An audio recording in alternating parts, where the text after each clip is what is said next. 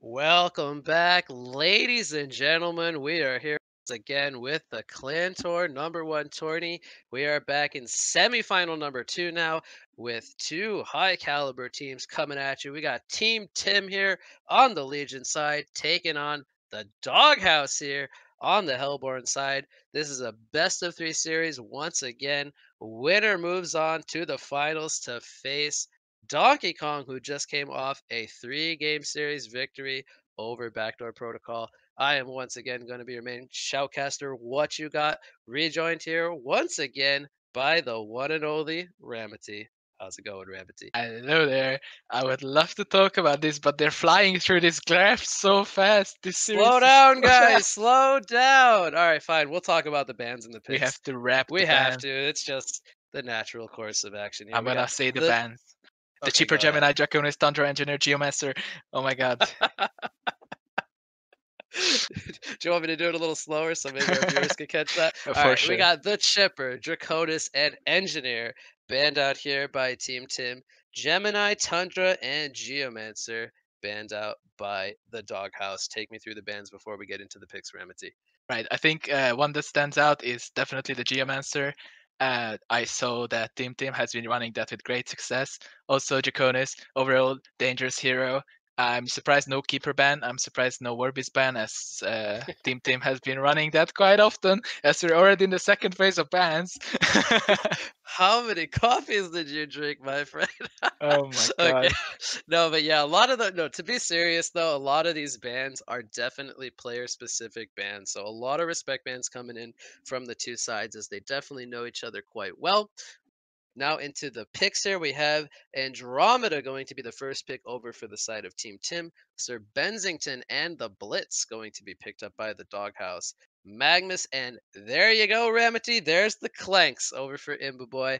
Definitely, I talked about it yesterday. Name a more iconic duo than Imbaboy and Clanks. And you know what? Definitely. BKB and Chill could not name one, and for good reason. That is just Right. when you think of Han, you think of Imbaboy and Clanks. So we I got think the it's been Andromeda, like Magnus, and Clanks picked up.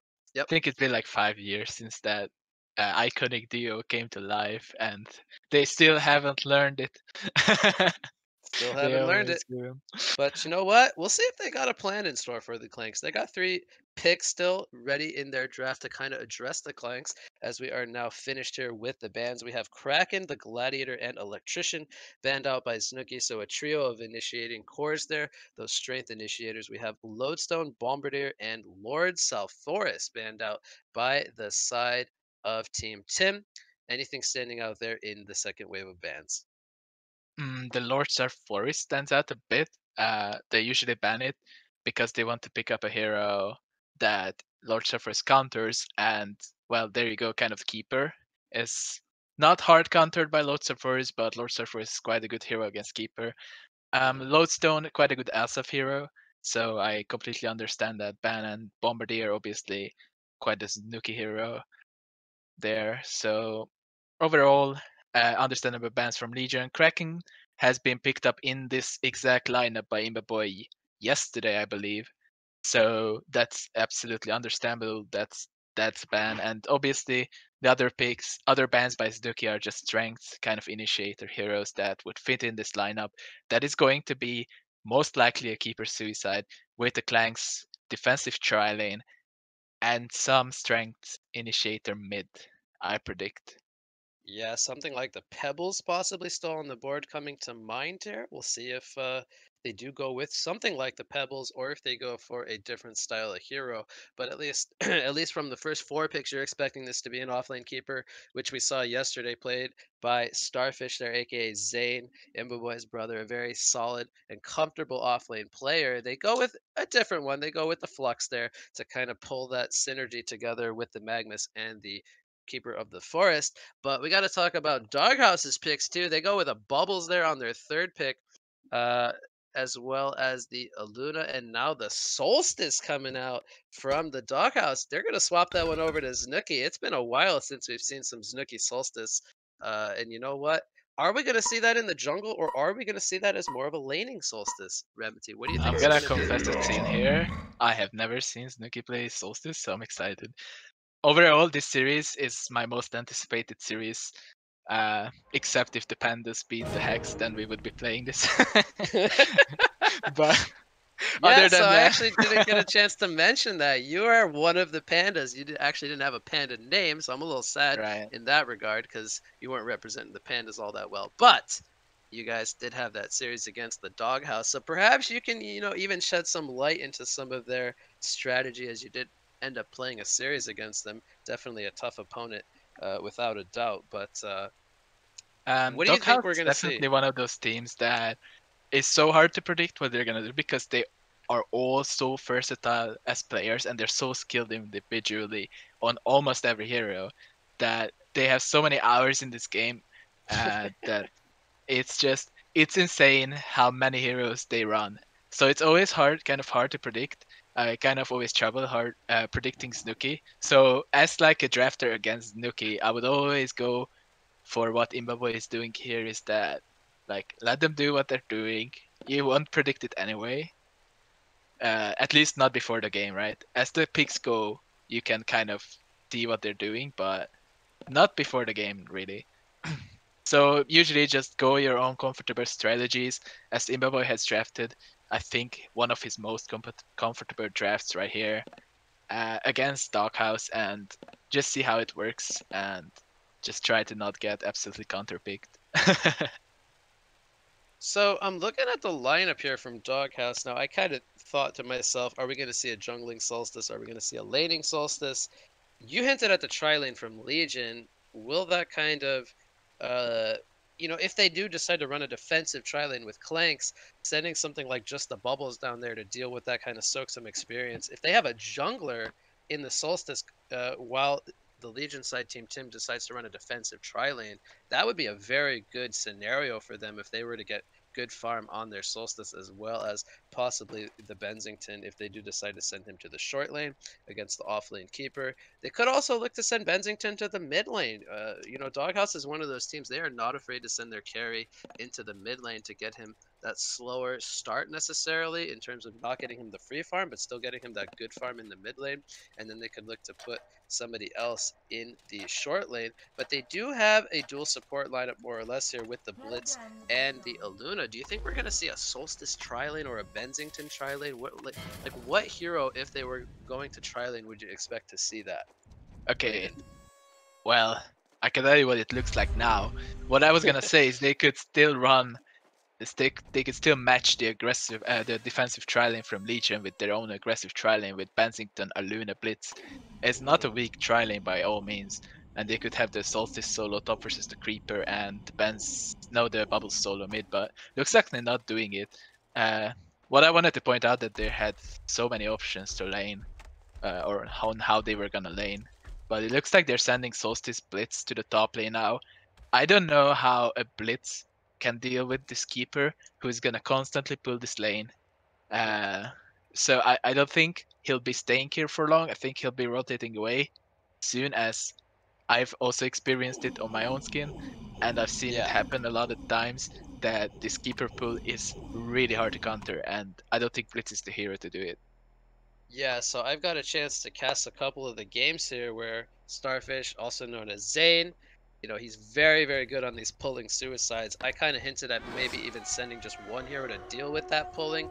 Solstice has got to be one of those heroes that you would think would do quite well. He's got that natural sustain with his graceful or solar strike, solar slash in the daytime at least, where he gets that cleave effect, cleaning up those creeps, those treant minions from the keeper. Definitely could, control the lane by himself. But yeah, as you pointed out, sending like a support that doesn't have any kind of wave clear to deal with the pull, we're going to see right away Keeper getting the pull here with the two tree dogs as he sends one to kind of, it looks like he wants to block one of the camps from spawning. So already doing a really nice job there of microing the creeps there. And this just shows you how disruptive the pulling suicides can be. But while they're doing this, they have a dual lane in the mid lane, Bensington and a Luna going to go up against that Flux. So this will most likely force a rotation out from the Legion's tri-lane, which will give Bubbles that 2 versus 1 matchup where he will feel much more comfortable than if he is to go up against 3 heroes. So Aluna and Bensington, if Andromeda does decide to rotate over here with the Flux, who do you give an advantage to if that ends up being the matchup? think little bit of advantage goes to Legion because they have a ranged hero farming. So every time he walks up for a last hit, he's not gonna take a hit. But at the same time, Andromeda doesn't have the most range, so it's really, it can go either way. I think it's gonna come down to Blitz or the Magnus rotating into mid lane and shutting down either hero. And as Blitz is okay, he's doing the thing where he's pulling the jungle minions to the wave, so he now has a creep wave farming the jungle for him, giving him experience, which is not the worst thing in the world. Also denying the keeper a wave. So Blitz is actually doing a really nice job there. We'll see if he even pulls the hard camp to that, or looks like he'll just let the creep wave kind of naturally reset. As keeper, he's gonna put some pressure here on the Solstice. He's trying to block him with the minions, but as we can see, Znooki's able to hold his ground here, just kind of slash those down, still relatively healthy on HP. So even though keeper did get the root there with the Nature's Guidance auto attack, we still see, you know, the Solstice holding his ground. Blitz comes in now for some harassment. I'll try to pressure keeper out of this lane, but here we go with the illusion rune being picked up by Aluna. Benzington going to need the health pot there from Aluna to get him back to full health. Looks like he's not getting that just yet, content with eating the blights, but as we can see here, you said the double range just a little bit stronger here. Flux already on 11 and 2 creep score against the 8 and 0 Sir Benzington. Meanwhile, down in the bottom lane, Clank's more or less with free farm. He's sitting on 365 gold per minute with an 18 and 3 creep score. Bubbles 0 and 0. This is very unlike Ozov. He is a very talented suicide player, but still struggling down here as he will now get the lane control, so perhaps he can snag a couple of last hits. Even shell surfing the camp there. Gonna try to get the aggro there to perhaps do some pulling, but Clank's more or less having free reign down here to start things off. With the recently buffed Bang, it's a bit risky with the bubbles being ran down by the Clanks after shell surfing, so I kind of understand why Asaf is playing a little more cautiously, as the Magnus was also sitting on him quite a bit in the early times. And now the pull happens, so he's probably gonna be denied that creep wave. Not gonna be able to get a lot here. Gonna get himself a couple of last hits there. But Keeper of the Forest, he's now level 4. He's got 15 last hits compared to 29. Make that 30 of Solstice as he continues to work on some jungle. Bloodlust in the bottom lane. Bottom lane, Bubbles is gonna eat the golden apple. There's a bang coming out, but the health potion gets him just enough HP to survive that. So he does an excellent job there of avoiding the Bloodlust kill. Gonna use some resources from both the Magnus and the Clanks. And we'll see a fight here at the bottom rune area. Luna and Andromeda going at it. Looks like Andromeda will bottle up the double damage rune, which does spawn here. As we have Veiled Rotted Blitz in the area. This could be our Bloodlust kill as the power throw comes in. They might look to make this the second kill. Oh no, Sir Benzington actually falls to the tower there. As Magnus is making his way over with Andromeda. He does have that bottle, so he could sip that to get it in the comments then, as he does activate the double damage rune. But again, I think it's safe to say the Bloodless kill trading for the Benzington is still worth it in the end. Right, yeah. I didn't think Benzington would die there because he had an iron shield, but the tower damage proved to be too much for him. And yeah, good trade I guess for Hellborn, as they were not ahead in the middle lane either, so trading that is also a good thing for them. Anyway. Blitz coming in from the flank here. Solstice, he's thinking about maybe going in here. There's the Pilfering, gonna reveal him up. Will this be enough damage for a kill? The Blitzkrieg stun comes out, and Keeper will just be a little bit too tanky as Andromeda TP's in there to the tier 2 tower to prevent a dive coming in onto the Keeper of the Forest. Looks like Znooki did use his Breath of Soul there, not for a kill, so I missed where he used that. Perhaps went for a kill attempt, but meanwhile in the mid lane 3-player rotation, once again shutting down the Flux as DogHouse recognizing the Andromeda missing there from the mid lane, taking great advantage there with their supports, setting up yet again another kill on the Flux. So he has now fallen to a 0 and 2 stat line, and that's going to give a lot of room over to the Benzington, who's sitting on the 320 gold per minute in response there. I'd like to point out that in most of the games that Team Team plays here, they would, at this point, they would leave the Clanks alone, and just the Magnus would just always sit mid and try to gank from behind, and what Blitz is doing basically for the Hellborn. And they're not doing it here, and I wonder if that's because they're respecting Azov's mechanical skill to just get farm in the suicide lane. Even So from like Solstice Port's down here. Now he showed himself on the creep wave before nighttime hit. We have a Veiled Rod on the blitz, so they are very well aware of Solstice being down here. The question is, will they look to address that right away? And you see right away Imba Boy TPs to the top lane. He does not want to face the Solstice. This is where he hits that big power spike once the nighttime kicks in. He's already 485 gold per minute, so they're maybe looking to steal these stacks perhaps, or just simply causing Clanks to feel a little uncomfortable. But what do you think about Clanks picking up the bottle here? That's very unusual, I think, to say the least. As hold we that don't thought middle generally lane. see him. Yeah, middle lane we have Flux getting stunned up. Here's the Looter Judgment being channeled. Bensington does fall. They don't have enough damage to bring down the Flux. They are going to kill the Andromeda. Blitz will sacrifice himself, as they do get that Flux skill eventually, but it does come at a cost of a double tap going his way. So what do you think about that engagement, Ramaty? Did either side really kind of come out ahead there, as it was a 2-for-2? I think the initial joust missing was the difference maker, as they managed to get some distance into their tower, and then the tower did a lot of damage to the Hellborn team. I think Legion's very happy with that engagement, and they're gonna go ahead and deny top tower, so that at least is going for them. But in a 2 versus 4, they managed to bring down 2 out of the 4, so I think that was in favor of Legion. Okay, so they use a lot of TPs up here. They do get the tower denied, and once again they force Clanks to kind of do the whole TP dodge style of thing. But I think if you're Clanks, you're kind of just happy with kind of securing your farm and avoiding any kind of potential Solstice engagements. As again, I talked about how scary that hero can be at this part of the game. He is up above 500 GPM, and they're looking to pressure this tier 1 tower here in the top lane.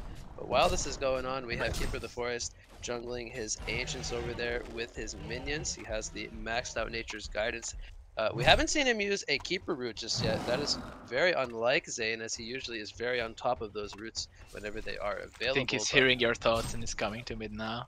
Yeah, he's thinking about setting that one up. We have Andromeda in the area. There's the Magnus Lava Surge as they do root down the Bensington. He cannot get his Joust to safety. Bubbles and Luna are going to get pulled in, but Solstice is here as they will get the counter kill onto Keeper of the Forest. It is a 1-for-1 exchange. We have another Lava Surge available on the Magnus. He's going to stun up the Solstice, and that is a very big target to bring down, as we talked about Clanks avoiding lots of deaths. Znooki will get caught there on the Solstice, so it will be a 2-for-1 exchange. And again, I think Legion is completely happy with that. They did get their Keeper root off. They traded it for kills onto both the Solstice and the Sir Bensington. Yeah, definitely. Again, in favor of Legion, and I suppose it's because they have their level 6s as Hold That Thought mid lane. Flux is gonna get jumped. Power throw. It's gonna be enough damage. Lance along to finish him off, as Sir Bensington hitting that level 6 now has that threat of the Nightfall. We could potentially see a rotation set up on the Clanks now with the Nightfall, as Andromeda, he does have the swap available, but not in the area currently. We'll see if they look to make any kind of adjustments here. Top lane, Keeper of the Forest. He's going to get spotted here on this Ward of Revelation, but no dust or anything available, as he's going to actually run into the ward there. There's the Pilfering kind of spotting him out. There's the Blitzkrieg stun. There's the Bensington Nightfall being used. They're going to go for this kill, but he runs out of the ward range. They're going to guess here with the Joust, and not having the dust there, going to miss them an opportunity on a much needed kill there. Definitely should have had dust there, I think. Yeah, even on the Blitz, I think he's fast enough with just Striders. He could, with just Red Boots. He doesn't really need to upgrade his Strider. I think to Striders, I think his movement speed is enough to give him a boost. He could have bought dust instead. But yeah, overall, it's huge that he survived that gang, because he now just gets to farm the enemy jungle. Yeah, and he even gets that Ward of Sight down, so getting some nice information there of any kind of movements. And roots off cooldown in 2 seconds. So yeah, he's setting up from behind here. We could definitely have an engagement as Flux. He has a discharge ready to go as well. Andromeda in the area.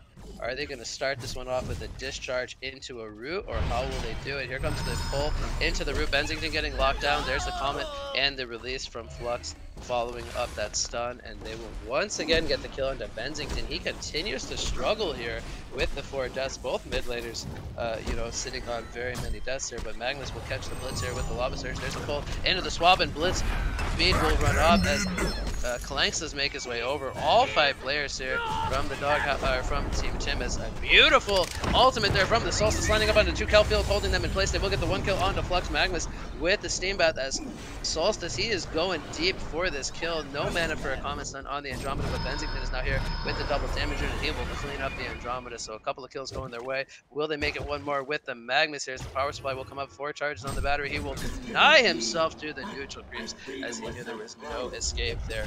They even find that ward of sight there in the jungle. So definitely a good fight coming in from the Doghouse as they now take an 8-7 hero kill lead. But if we take a look at the golden experience, Ramaty, this game is almost dead even. Yeah. Both teams having their top farmers identical in GPM. Look at that GPM chart, Ramaty. Could that be any more identical? It is even more identical than, I believe it was 2 games ago, the V-Pro versus Donkey Kong game where we said 500 is as good as it gets, but no, 150 is as good as it gets, apparently. My tongue's being twisted here. Yeah, so, you know, I'm going to be keeping a pretty close eye on the clock this game, as 12 minutes means daytime. That means Solstice now back in his day form. So not going to take advantage of that ganking capability. Is going to go back into that kind of farming style. What items do you think we're going to see from Solstice this game? He goes for the Elder Parasite. Is he going to continue to build into this battle style of hero? As Hold That Thought, we have a stun from Magnus on the trees there with that Keeper Invis. Bubbles is going to get caught. He gets the escape. Here comes the Nightfall from Benzington. He does get rooted up. There's the Mystic Rune. As he uses the Joust, the dust comes out and the ports are happening from the Doghouse. Here comes the charge from Solstice. They want this Keeper of the Forest kill as they did lose that tier 1 tower, but we're going to see no resistance from the side of Team Tim. So a lot of rotations coming in here as they do get that 1 kill. Znooki is looking for some more action as he does use that Veiled Rot. Here comes the Lightning Shackles ultimate on the Flux from the Blitz. There's the Blitzkrieg stun coming out, but Solstice, he wants the clanks, he wants these jungle stacks, as this is where the daytime form does shine. He's able to clean out these stacks, and the team support is coming. They want to make a fight here, does Team Tim, as they are getting the information here with the Aurora, but without the discharge and the Keeper root, is this a fight that they can really look to take? So that triple stack will get stolen there from the side of Doghouse. Great resource control. I was actually wondering if they're gonna go ahead and look to take over Legion's jungle now that it's daytime and Solstice can pretty much take out the stacks alone. In nighttime it's kind of awkward because even if you do kill them, Solstice cannot kill the stacks, and Magnus might be in some trouble here as he does get riven by the ward. But he recognizes the Lava Surge to safety. Joust not going to be attempted there. See, did recognize that coming in. There's a nice deny coming in on the mid lane from Lilac there on the Aluna as he takes that tower away from Team Tim. And in the bottom lane, I don't see this one being denied as we have 4 players here in the area.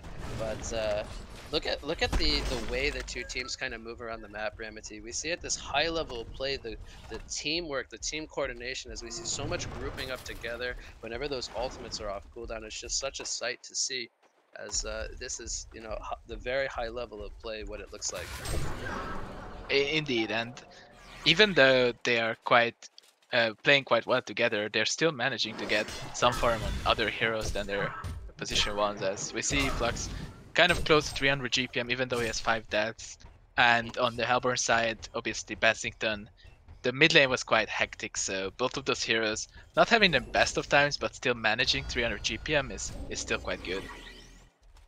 I agree with you completely here. We have Veiled Rod on the bubbles here. Looks like he wants to try to set something up. Now, they do have a Nightfall ready to go, so they want this Clanks kill. He is expecting to be here over at the entrance. There's the Kelfield coming out. Will the Nightfall come in response? The Shell Surf going to be missed here. There is the Nightfall damage. He's lining up the Joust, and he is currently invis with that bottle, but Clanks will fall as Blitz makes his way over. Now, will they get any counter kills in response to this Clanks? Andromeda going to get the catch here onto the bubbles. There's a Lava Surge onto the Sir Bensington. Bubbles jumps in, or not jumping in, rather just using the Shell Surge. So they do trade the Bensington for the Clanks. It does cost them a lot of resources as they do use that Keeper route, but a good response nonetheless to get themselves a kill, making it a 1-for-1 exchange. Meanwhile, in the bottom lane, Znooki put some pressure onto the tier 2 tower, but not too much damage coming out, and he does pick up a portal key now, which tells me that perhaps he's not looking to be position 1 for the entire game. Maybe he's gonna hand over some of that space to Bensington when he picks up a farming item, perhaps. Yeah. So do you think we'll see the possibility of the Thunderclaw, which is typically what we see on Bensington nowadays, or do you foresee him going for anything outside of that pickup? No, I definitely foresee him going for the Thunderclaw, especially struggling early game a bit. He really needs to recover and sustain his farm throughout the game in order to have even a chance of contesting the Clanks later. So Solstice, he's gone for this more mobility route, which I think definitely is very common on Solstice. What do you think we'll see as his next item? Does he need something like a Shrunken to sit in the team fights, or should he go for something a little bit more aggressive? I'm going to suggest something like the Hellflower. You know, if you have something else that you think he might go for, by all means, suggest it. But do you think we'll see one of those two item routes as his follow-up? I definitely think he needs to have a Shrunk in this game because ideally he wants to sit on the Clanks in team fights, and Shrunken allows him to ignore that crowd control by Legion that they have and just ignore everyone else and just focus on the Clanks with his Portal Key, with his Elder Parasite, and possibly a Shrunken next. Now, obviously, a lot of players do go Staff on Solstice, which I would recommend not doing this game because they don't really have another hero that can benefit from perhaps a upgraded staff. So it's not great on Solstice this game, I would say. So definitely not that. So I would just say Shrunken is the best choice here for him. Okay. Middle lane. Root come out. It is going to miss actually as Bensington gets the joust, but he will get swapped in, and that's going to mean he is going to fall here as he just simply gets caught there. And no chemicals coming the way of Doghouses. And Solstice will work on the Ancients here, but I believe we're getting close to nighttime. I believe 18 minutes will be the next nighttime. So again, very crucial to kind of keep an eye on the minute marks this game, specifically with Solstice in the game. That's going to mean they're going to possibly try this Kongor. Do you think he can do the Kongor here at nighttime with the assistance from the team support? With the assistance of team, definitely. With just the two of them, kind of down. But they're definitely feeling confident here as he's got the Elder Parasite activated with Aluna here as well. Bubbles teammates are coming in now. Yep. Yeah. So it's going to start that Enrage effect. But Bubbles picks up the Spell Shards. I think it's safe to say that's a pretty common pickup on Bubbles as he does pick up the Striders. He's actually recovered quite well, and you know, that's no surprise to me. I pointed out Ozov is just a fantastic suicide player, having already 270 gold per minute. Look how evenly matched the two suicide players are. Their GPM's almost identical, both of them being great players, obviously. So it's great to see how evenly matched in skill they are, and like we've said, the GPM's closed, but it's been like this for about 5 or 6 minutes now. It's never extended over 2,000 gold lead in either side. It's just been going back and forth. That's how close this game is. Angus uses his Lava Surge. Here comes a Nightfall, and that's going to be a mistake coming in as Bubbles uses the kill field just in case, more so to cancel that that Steam Bath effect there, get him that vision without needing some kind of reveal. So they do use the Power Throw there as well, just to secure the kill. But, you know, I want to go back to the Clanks here. He's been rather quiet. We haven't really talked a whole lot about him.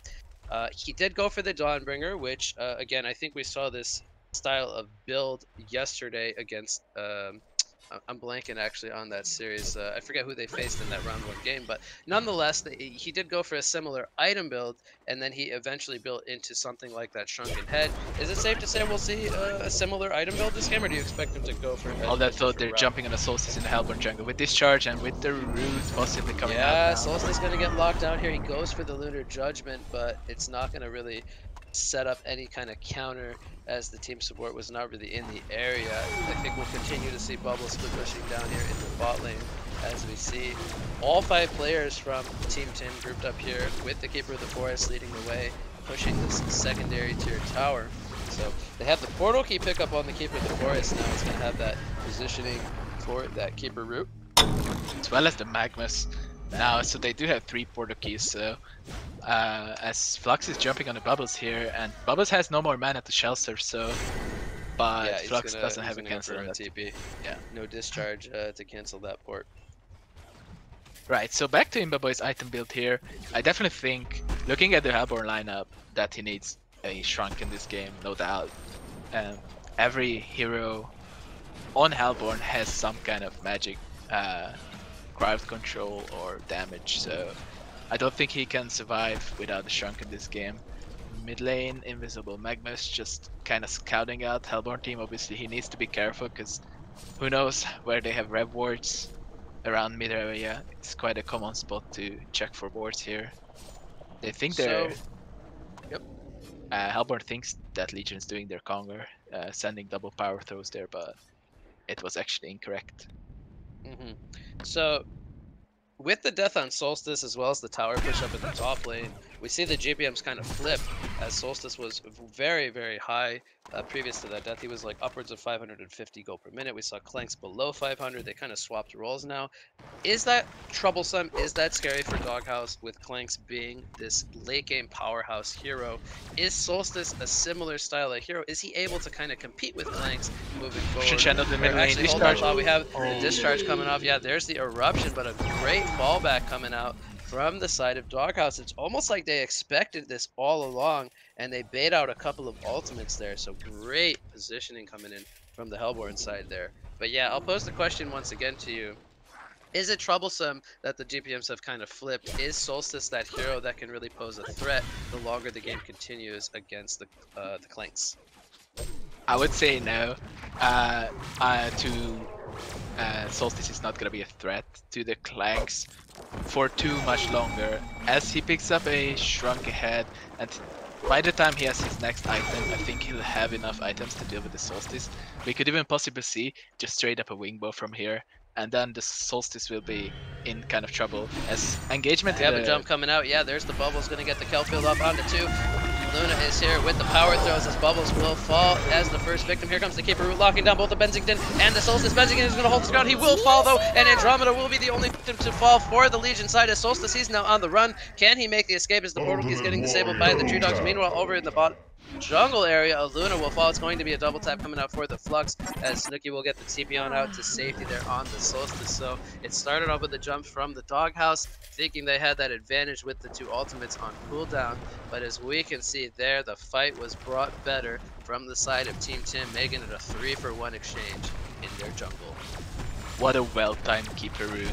Just as Solstice reached the Clanks with his charge. It's not done just yet. Solstice jumps in here with the assistance of the Blitz. They cannot bring down the Clanks, at least initially. Here comes a joust on the Magnus. They were aiming for the Clanks. They will get that 1 kill. Will they be able to make the catcher on the Clanks? This Keeper's going to use the portal key, but that is not going to get him too much distance. Do they have the reveal? There is the dust coming in from the Blitz, and Keeper the Forest is all by himself. They are going to sacrifice him. He will be the sacrificial lamb to protect that Clanks, as it does end up being 2 kills going away of DogHouse. So they make a nice hold there at their tier 2 tower, getting themselves a couple of response kills.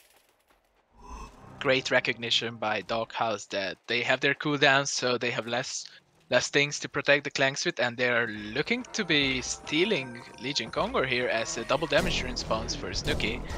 And they're not one to shy away from just going full on aggressive and taking this objective. Yeah, there's the Elder Parasite coming into play. We see the 550 crits coming in from Solstice. Now again, Keeper the Forest still dead. No Keeper Root. That's a big part of the Legion's team fight. And Clanks without a shrunken head, he is definitely not feeling comfortable going in there to take that fight if they did have the information that that was going on. We even saw the shrunken head. This is how, you know, how much respect the 2 teams have for each other. Solstice even using his shrunken head just in case there was a Magnus initiation to try to steal that Kongor. Definitely, and we see Bubbles pick up the portal key after only a level 1 spell shard, so he chose not to upgrade it yet. And I kind of agree with that. Now Blitz has a portal key too, so they have hit 3 portal keys themselves, yeah. So now they're matching Legion in terms of portal key count.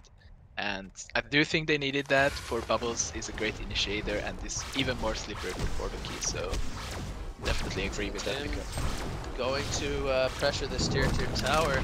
Now again, the Solstice Shrunken was used. It's on cooldown for 20 seconds. So again, I don't think this is a fight DogHouse necessarily wants to take here.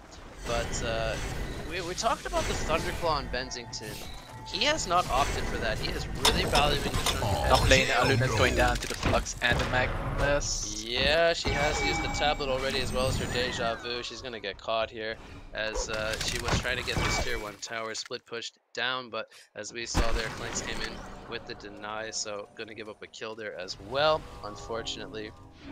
But Blitz, he's gonna go, wow, he goes for the rune very aggressively. He's gonna stun up the Flux here, but Haystern is activated on the Flux. We have Magnus currently using a mana potion. Here comes the Nightfall from Benzington. There's the stun from Solstice. Are they gonna have the lockdown? They will get the kill onto Magnus, and he will be the first victim of the fight. Here comes the stun onto Znooki on the Solstice. He's gonna use the Shrunken Head. No, he does not actually. As he goes for the TP, he will get swapped, and that will be a kill for the Clanks, as he is not done just yet. They are looking for more.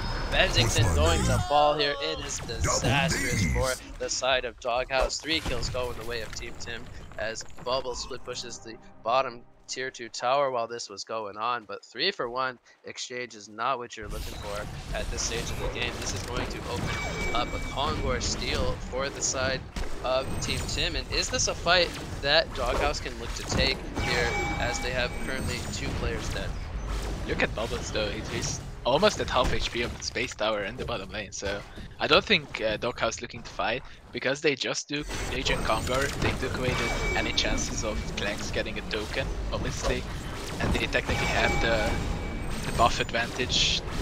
It's gonna be 2-1. Luna's going for the snipe, he almost gets it. Keeper of the Forest going to get sniped out by the Blitz. Blitz will sacrifice himself here. Now the attempt was nice, but the TPs are coming in. Here comes Benzington as Solstice, he is just respawning now in 1 more second.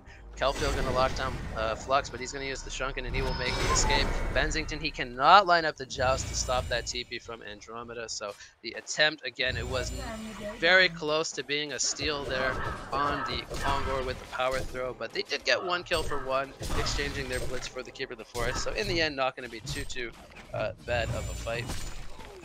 It could have been an amazing play by dude, but it ended up being a good play by dude. And a great attempt as Eruption being channeled in the mid lane, and Benzington's just gonna joust out of there. I don't think Magnus had enough mana for a follow-up Lava Surge, so Benzington just kinda gets an out of there. Yeah, so Benzington, we didn't get a chance to talk about it as we had a couple of team fights, but we suggested the Thunderclaw. He is really valuing the Shrunken Head, and I think for good reason. He's really had a struggle this game to do the 8 deaths but they actually get the catch there onto Bubbles. I missed that one entirely. Shrunken Head was used there by the Clanks, setting up that kill. We see the Snake Bracelet picked up, so that most likely will mean the Wingbow is in the works for Clanks.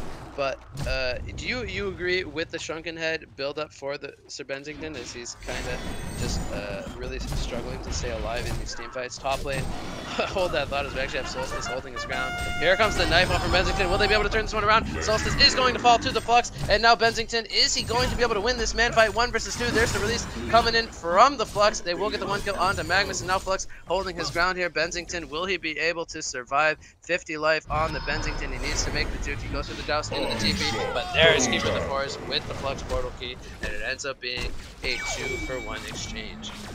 Bubbles meanwhile died somewhere, I didn't catch it. Yeah, Clanks ended up killing him down there in the bot lane. Right, so 3-4-0. Looks like Team Tim is taking over this game for now, and Hellborn needs to come up with some strategy on how they're going to transition here, because if this keeps up, Clanks is going to go out of control, and they need a way to deal with that. And Keeper is getting really close to that Resto Stone, and that's a scary pickup. Yeah, we've seen already the presence that the 1 Keeper root has had in these team fights, as they don't really have a great way of dealing with that Keeper of the Forest. The threat of 2 of those possibly in the near future, that's going to be extremely scary, on top of a 641 GBM Clanks who, well, Solstice with a couple of deaths back to back, he's fallen to a 2 and 4 stat line, and even with the Shrunken Head, we've kind of seen here in the last few minutes that he is really still, very vulnerable to going down. And look what just got picked up, Ramaty, on the Clanks. Oh my god, he's not dying to the Solstice anymore.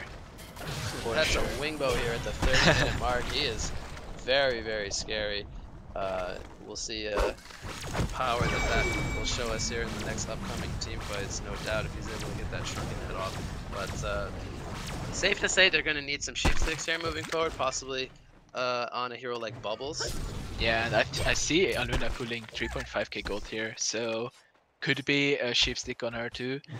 Or, well, I think it's kind of unconventional for a Clanks, but a Spike Bola is also kind of an option. But Clanks is not really that big right click presence, more like the magic damage supporting him.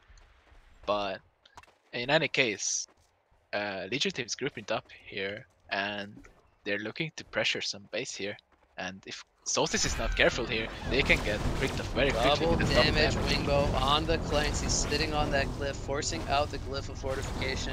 And as we can see, DogHouse, they are not really interested in taking this fight. At least just yet. Luna, she's going to get jumped by the Magma. She will fall. That's the Savage Six streak coming out for the Clanks as Bubbles does port back to the base. This Rax is falling really fast, Ramaty, and DogHouse, they need to make a decision, and they need to make it fast as the armor's coming in, but there it will fall as the double damage Clanks not going to be addressed. How do you fight into this double damage Wingbow Clanks?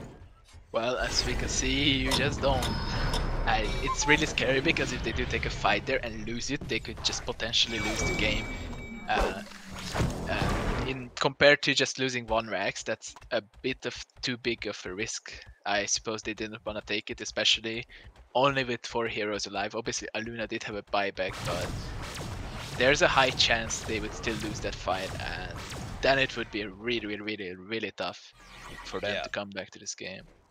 So I think I have to agree with you there, letting the Rax go, possibly getting to that point where they can pick up a pair of sheep sticks on both the Aluna and the Bubbles. That's going to be perhaps their timing window back into this game, as they have fallen out to a 10,000 gold and 12,000 experience lead from the side of Team Tim. But, you know, at the same time, with the Rax being killed, that's going to create a lot of pressure on their side. Clank sitting on 3,400 gold. What would you like to see him pick up now as his next item following that Wingbow? Almost 700 GPM. This is absolutely crazy. I don't know if they'll be able to stop him, but we'll have to wait and see. If any team can do it, it's gotta be Hags. And well, we could see a couple options. I think he could go for some damage item, say Savage Mace Roof Charge, but Genjiro, for example, yeah. And also he could go for an absolutely safe route, buying the Symbol of Rage. Yeah, those options are see both the viable. tier 3 towers being pressured here as the tier 2 did What? get taken out. DogHouse took out the tier 1 in the mid lane.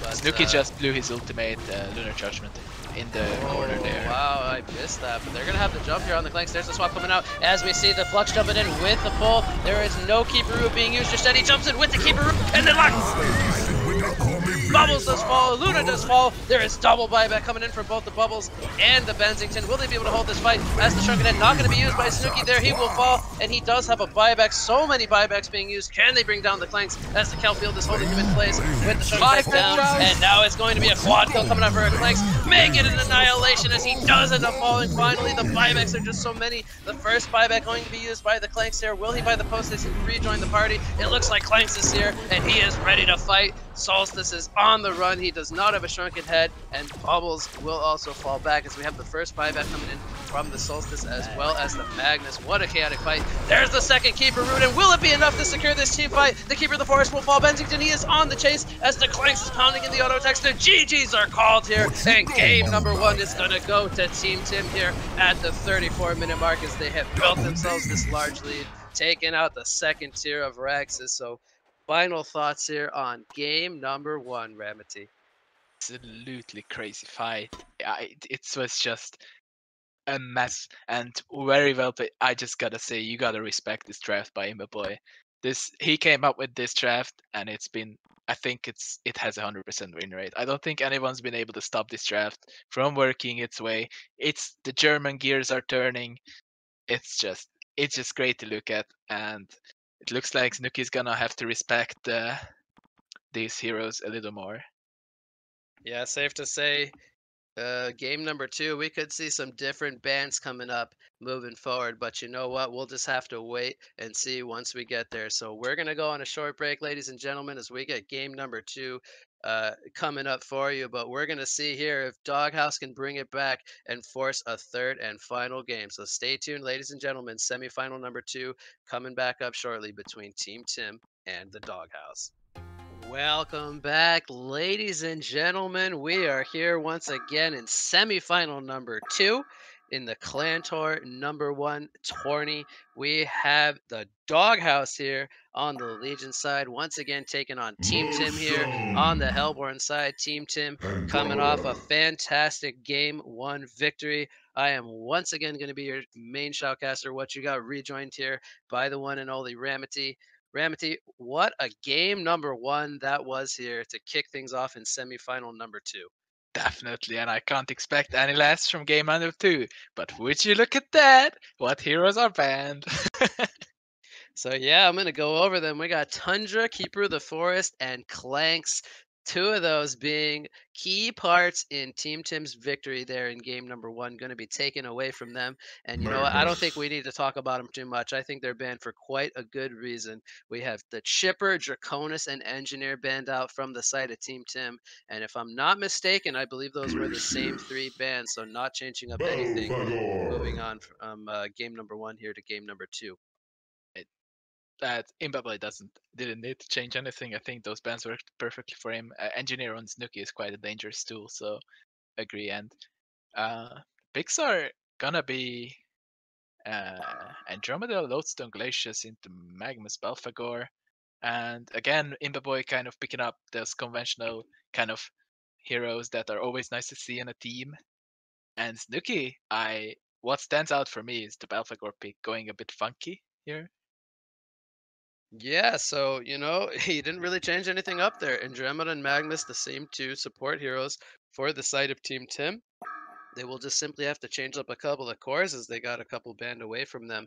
But you talked about it. There's a Balfagor in the game, and you know what? If there's a way for Doghouse to get back into game number 2 here and force a third game, throw in a unconventional strategy. It's give Snooki the Balfagor and let the team fights just kind of get rolling and throw a Lodestone and a Glacius on top of that. The team fight is looking to be pretty scary right out the gates, Ramaty. You have Azov possibly playing the Lodestone, which we saw yesterday, what he is capable of in that off lane. He is a force to be reckoned with. We saw in that game, 4 players couldn't even bring him down. If he gets to that point where he has enough farm built up on him, he is quite scary as he's shown us that he can get those solo kills on the Lodestone and cause just so much pressure on the enemy team's carry. Definitely a similar or familiar pain to me dealing with us at Oh, that was Lodestone. against your team. Sorry Yes. to bring up that painful uh, memory for you. no, Apologies. I completely just rip forgot the that. band-aid I off I right off. rolled my eyes. Completely forgot that that was against your team. But but Uh, yeah, jokes aside, he is a very talented Lodestone you know player. what, So Beans? I'm ready to bake some cookies. okay, ready to bake some cookies indeed. Hopefully he picks up that Baker Balfagor skin. That's one of my favorite skins in all of Heroes and Newer. So Definitely, I when you think hear the Snooki will ding come ding. through for me there. Yeah, we're gonna cast some ding ding hopefully. But enough about the Legions draft. We'll talk about some of the bands here as we enter in the next pick wave. Again, these 2 teams, they just know what they want. They're so quick on the draw. We have Flux, Ophelia, and Defiler going to get banned out here from the side of Team Tim.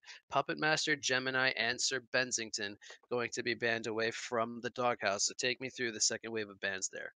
Flux is very understandable as Imbaboy doesn't want any more team fight synergy allowed Kraken. in Legion team, and the others are carry bans by Snooki, so he doesn't want Imbaboy to be comfortable on a hero. But I've seen Imbaboy run Corrupted Disciple in a very long game in a scrim versus exactly Doghouse, and they ended up losing that game, I believe, but it was about an hour and 10 minutes long, so it was definitely a great game. So Imbaboy is no stranger to Corrupted Disciple either, and Ophelia and Defiler are obviously a kind of push lineup counter bans so that Legion team doesn't just go for full cheese.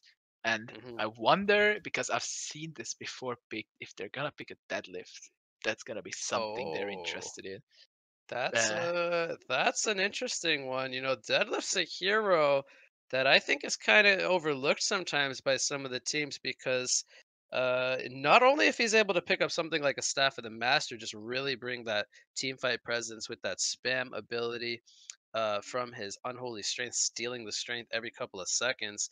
You can't underestimate that resurrection mechanic. If he's able to get that off in a team fight, that can single-handedly, it's like having extra buybacks in your team in a sense. But will we see the deadlift or not is the question. I don't know if we'll necessarily see it this game, but definitely a hero that we could keep watch on, perhaps for, if not here, maybe a future game. But you talked about the corrupted disciple. They have a Kraken picked up. On top of that, they ran a lot of Kraken yesterday with, in combination with Patcon's heroes like blade the is Andromeda and the Magnus, and they were overcompensation, looking if you ask fantastic. me. And also from the other series today, we've seen some Kraken, and he's been having a very strong showing. So I'm pretty excited to see the Kraken here in game number 2.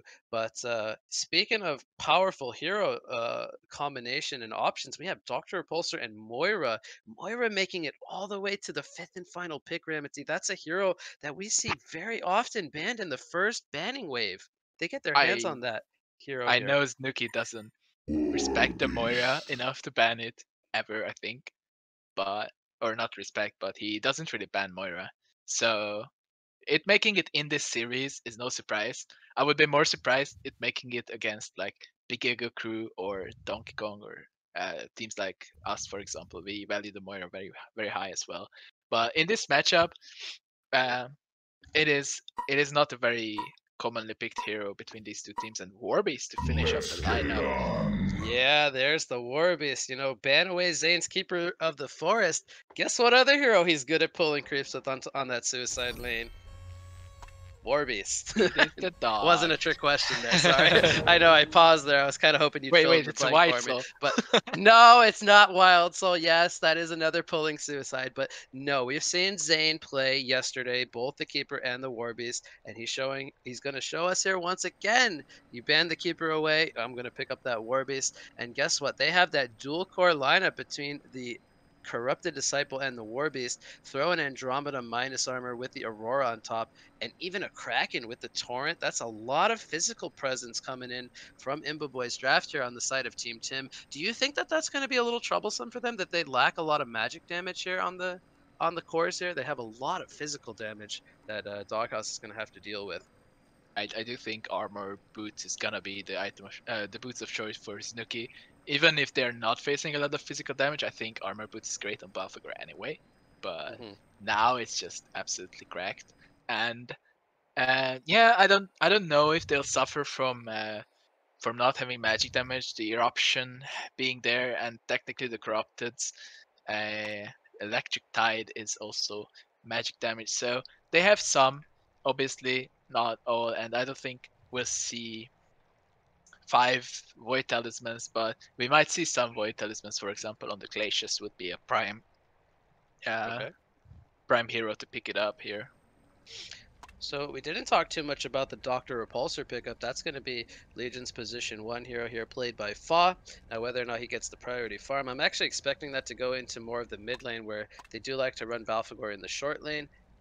I'm saying that now, but we see Znooki kind of heading toward the middle of the base. Maybe he will be playing mid lane.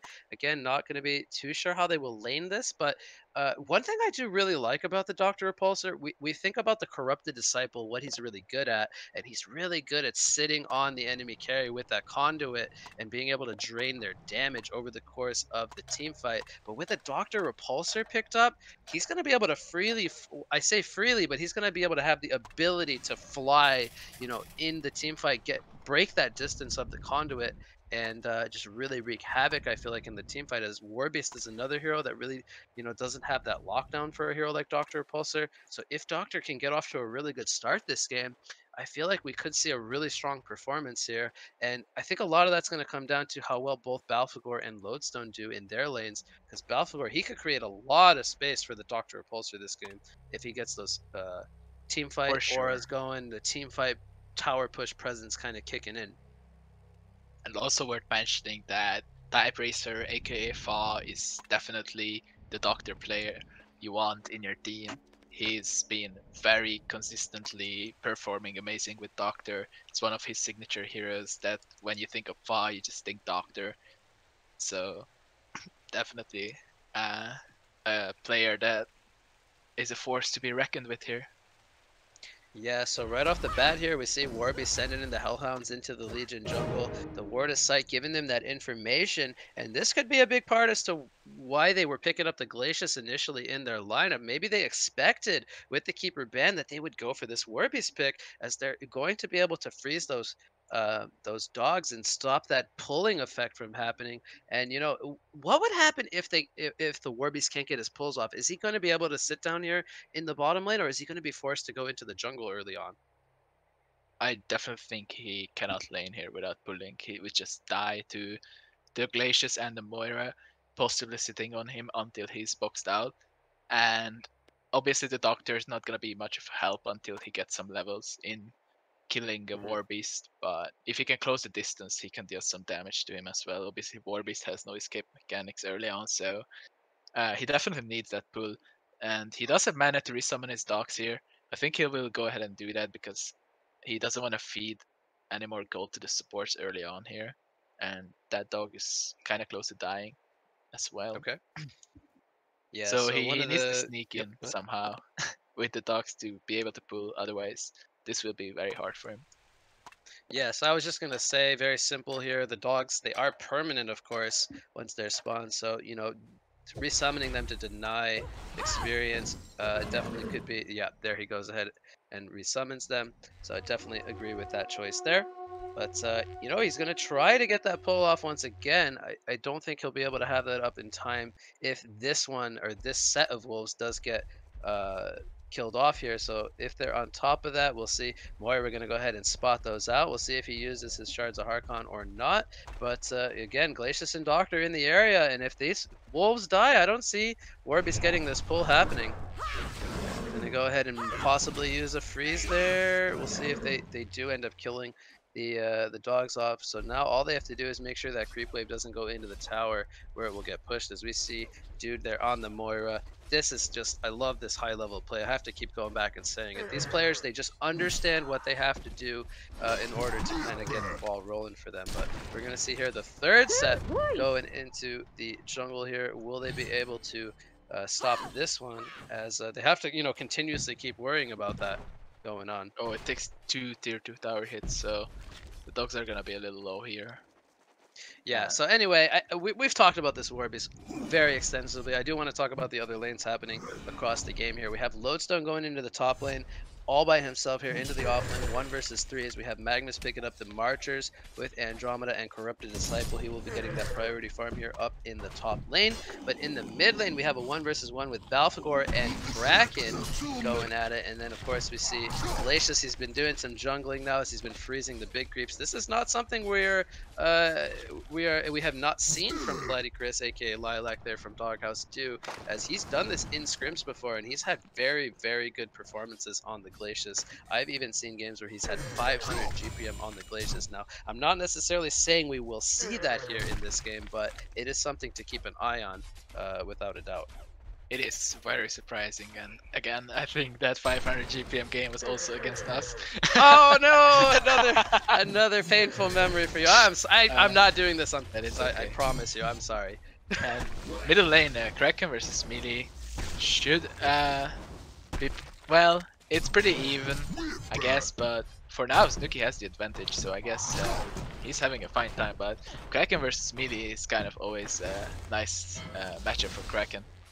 Yeah, I have to agree with you there. I think Kraken definitely a tiny bit favored in this matchup, at least. Definitely now with Andromeda possibly making a rotation over here. We'll see if this forces out one of the supports from DogHouse to respond here. As Balfagor 15 and 5 against the 10 and 1 Kraken, but we could see that definitely shift here. If the Andromeda stays here in the area. But I was gonna say, you don't get to be number 2 on the ladder without being a pretty solid mid player. At least that's my opinion. So definitely showing us here, even if we think he's got a matchup disadvantage, he's gonna prove us possibly wrong. Yeah, I'm always enjoyed seeing Znooki play mid whenever I get the chance. It's a sight to behold. And in the top lane, by the way, Lowstone picked up an Invis rune and body blocked the Magnus while he was stacking his medium cut, and Magnus took like 60% of his HP and damage just because of the body blocks and was forced to lava surge away. So also definitely doing something funky there.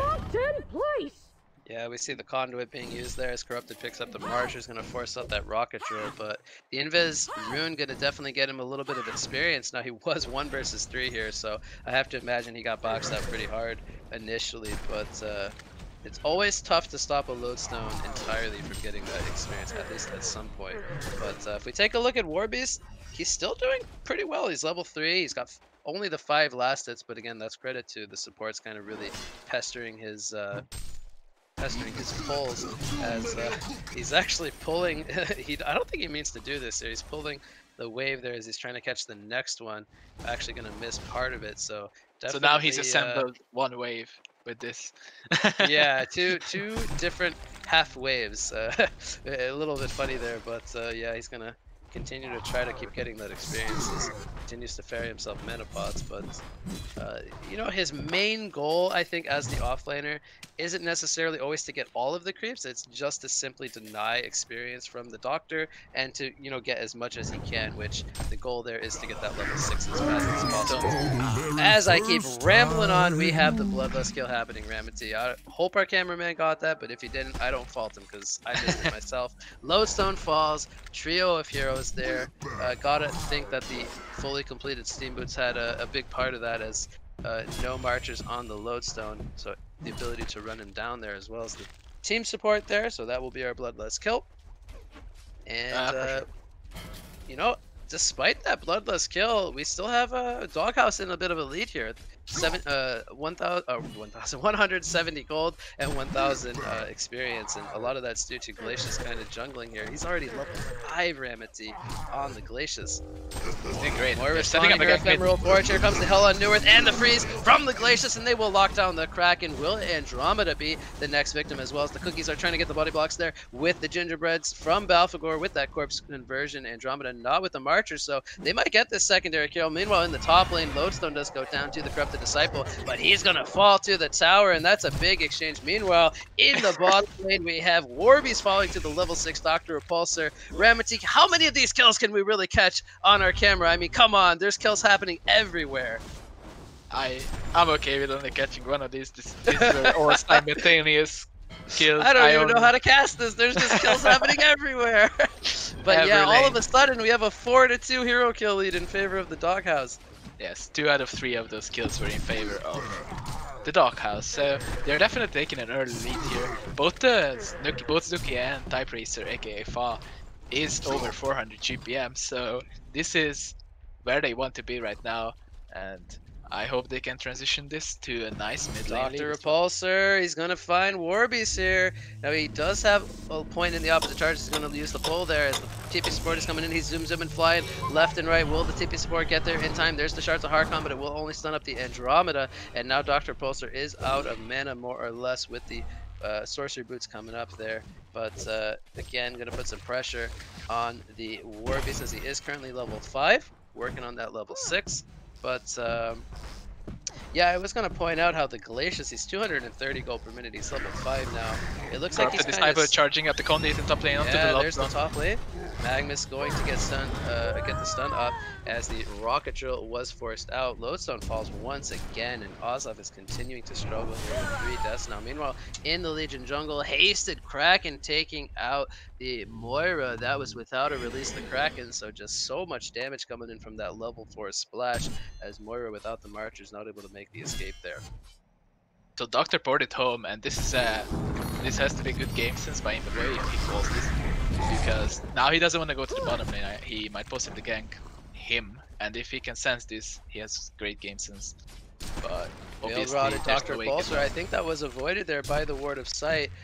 We will see Doctor doing a pull here. Now he's going to get spotted by the Lodestone. Here comes the rocket drill, and Doctor is going to go for the gank. Meanwhile, in the mid lane, double tap comes out for Glacius as the Glacial Downpour got channeled. What just happened, Ramaty? As there was a double tap in the mid lane, as well as a solo kill, or well, a two-man rotation for that Corrupted Disciple. But kills happening all across the board here for the DogHouse, as also Hell on Neworth was used there. This is like how Znooki's team, aka DogHouse, is playing this is very rhythmic. Their rotations are very smooth.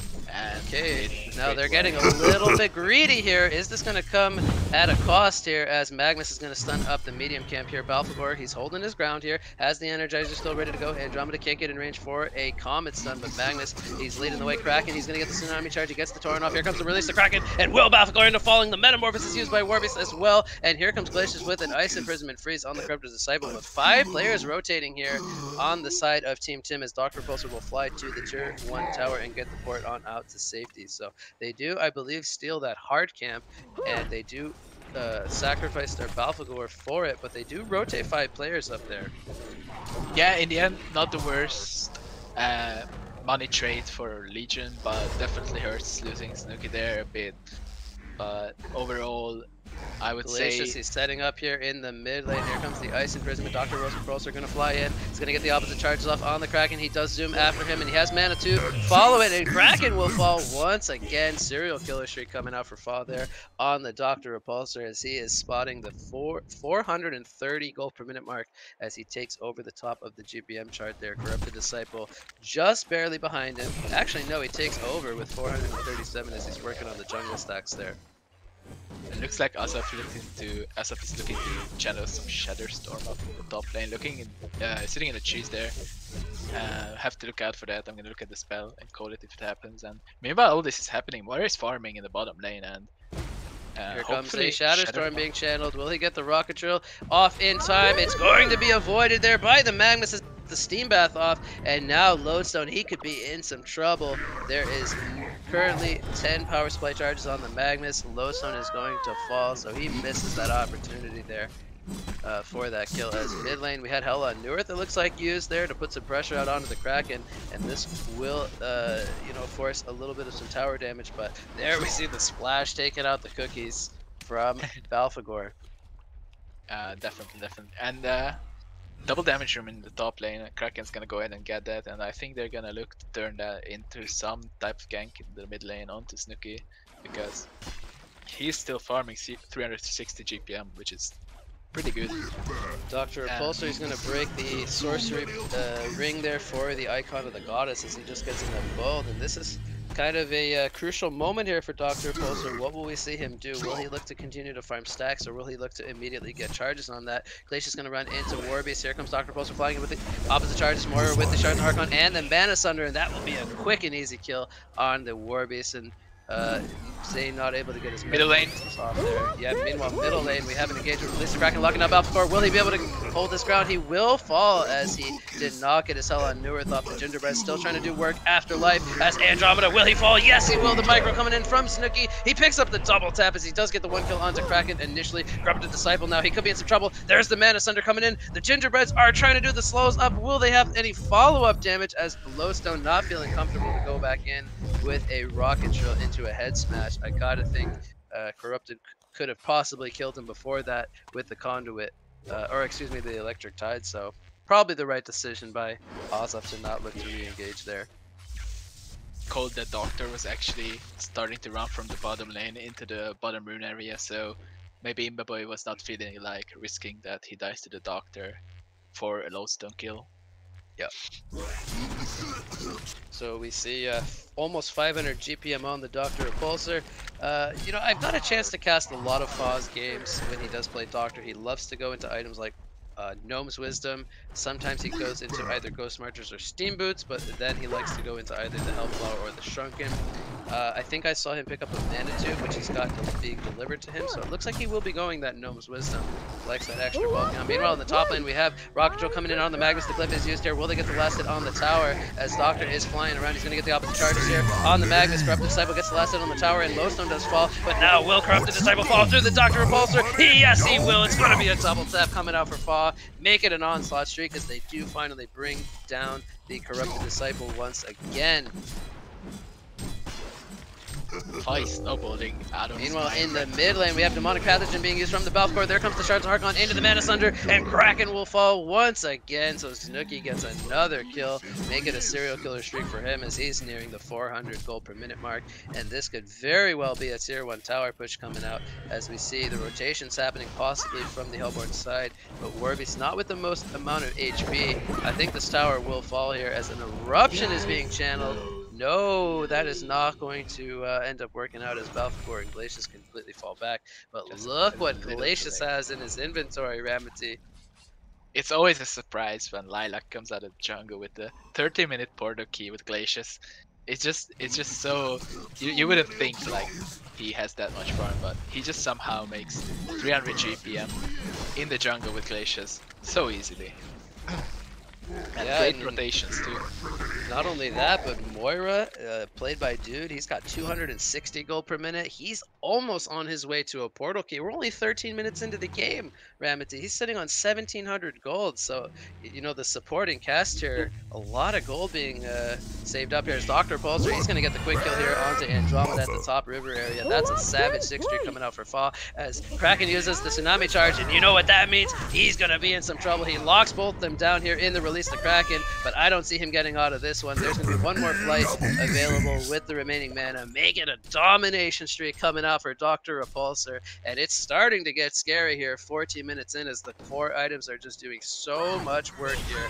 14 minutes into the game, we have a 7,000 gold and 9,000 experience lead built by the DogHouse. Question is, can they continue to ride this momentum and secure a closeout here in game number 2? I wanted to point out before that Moira has all this gold without finishing Ophelia's spec yet. He has to stack a couple more camps, and then he has the option to choose 700 gold, which will be instantly portal key for him.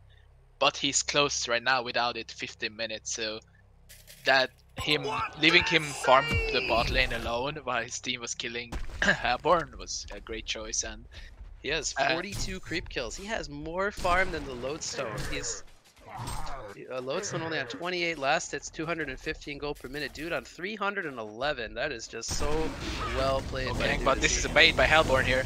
Yeah, here we go. The swap comes out from Andromeda onto the Kraken. He is still frozen by the Ice Imprisonment, and Dr. Repulsor with the double damage and will take him out. Now, will they have the ability to bring him down? Is he healing up with that Icon of the Goddess? They're thinking about possibly going back in here, but only having about 300 mana on the Doctor will not be enough. So Champion Annuar streak comes out here at the 15-minute mark, and that will once again be another death on the Kraken. He has 7 deaths, Ramaty, very far away from his portal key, only sitting on the 1,200 gold mark. And portal key picked up on Balfagor with the plated greaves and the Energizer.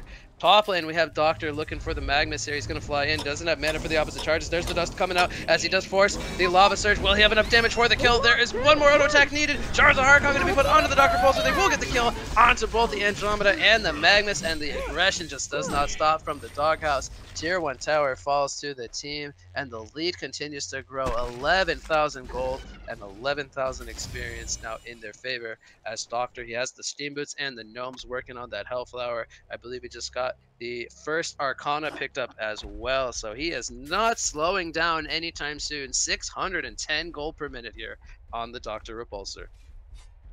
Definitely a different type of game than the first one. It looks like DogHouse is just snowballing out of control here. 620 GPM, 9-0 fall on the Doctor.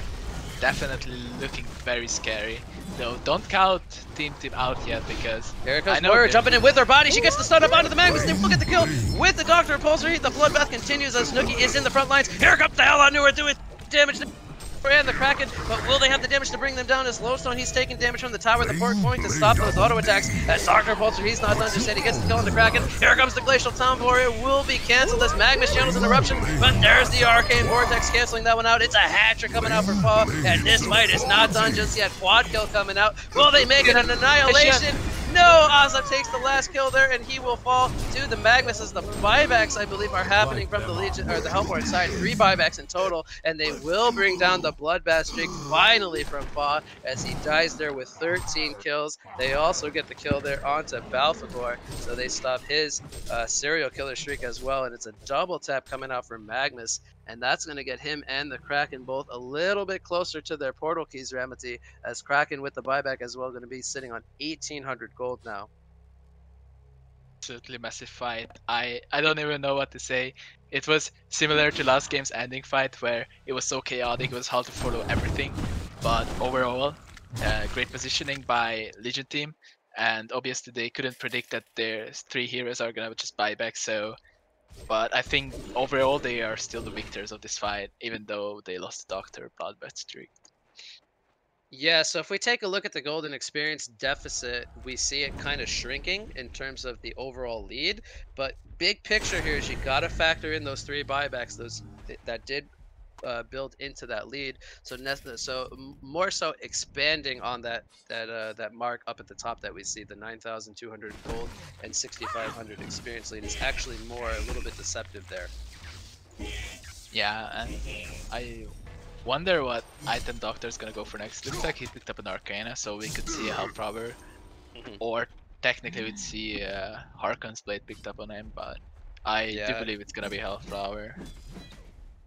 Yeah, gotta think we're gonna see the Health Flower here as his next pickup. But what do you think about the Spell Shards picked up on Balfagor? We have 1 Vestment picked up on the Kraken, no magic armor outside of that, and that's going to really enhance his hell on New Earth damage moving forward. We see Glacius jumping in with the portal key, going to freeze up the Magnus as he did use that stun on the creep wave. There's the demonic pathogen, going to force out the swap from Andromeda, but release the Kraken, lock it up. More will use the Heart's Arcane Vortex there on himself as Magnus gets dove. They do bring him down as well as the Andromeda, and Doctor is not done. He's flying in, going to catch the Kraken here. Kraken will fall as he did pick up his portal key, and that's 3 kills go in the way of DogHouse as they will force this tier 2 tower push. It is so hard to disengage in a fight when you're fighting a Doctor, especially this farm, because he was not even close to the Kraken, but he just got up to him in no time. Yeah, and this is not stopping. We're gonna have the Rax push working on the tier 3 tower here. 3 players still in the respawner. Kraken dead for 20 more seconds, being a big focal point to their team. They're not gonna let up the aggression here as Dr. Repulsor dives onto the War Beast. They're gonna get the 1 kill. Shrunken Head is popped here by the Corrupted Disciple. Can he get any counter kills as both the Magnus and the Andromeda have respawned now? Doctor gonna fly out of the base as Balfagor does bring down the tower, and the Raxes are now exposed with War Beast staying dead for 40 more seconds. Kraken respawning here in 1 more second. Warby jumps in with the Shards of Harkon, stunning up the Magnus. There comes the demonic pathogen coming in from the Balfagor. Will they have the damage to bring him down? Yes, they will. Corrupted is now fighting without a Shrunken Head. He uses the conduit here on the Balfagor, but he will disengage. And Kraken, he's going to miss a Tsunami Charge. Dr. Repulsor going for the kill. Will he be able to hold his ground? No, he will not. Dr. Repulsor will fall as the buyback does happen from the Magnus. It is his 2nd and final buyback, and that will force a full disengage coming out from the Doghouse, pending that team fight. My god, so this is really unfortunate for Hellbone, as when they were fighting at the tier 2 tower bottom, Magnus was 100 gold away from his portal key and he died, and then he didn't end up buybacking at the first time, but then he died again and had to buyback, and now he's really far again from his portal key. Kind of unfortunate timing for him, and overall we just extended the lead of Legion by 5,000 gold plus another buyback. Yeah, so not only did they break that tier 3 tower, so exposing that Raxus, but they forced yet again another buyback in that team fight. And Glacius now has a Shrunken Head, Ramaty. That's a portal key Shrunken Head Glacius at 21 minutes. I told you, he just somehow finds the farm. I don't know how he does it. Nobody's under 300 GPM on Legion. This is absolutely crazy. Everyone is just farmed. Everyone has items. Nobody's on the 2,000 gold on the lodestone. He's going to pick up his Shaman's Head just as Kraken. That's just an illusion there. Kind of scouting out the way, finding the lodestone there. So nothing going to come of this, at least just yet. But Spell Shards level 3 picked up by Znooki on the Balfagor. He's sitting in the trees here, waiting for someone to get a little bit too greedy and farm this creep wave. And I love casting Doghouse. Znooki is just one of the most patient players. I don't know anybody else who will be willing to sacrifice 1 to 2 minutes of farm by just sitting here in the trees waiting patiently for a kill. It looks like this time it's not gonna pay off yet, at least, as they are baiting the Glacius hard in the bottom lane, but now he reveals himself as he's lost his patience now.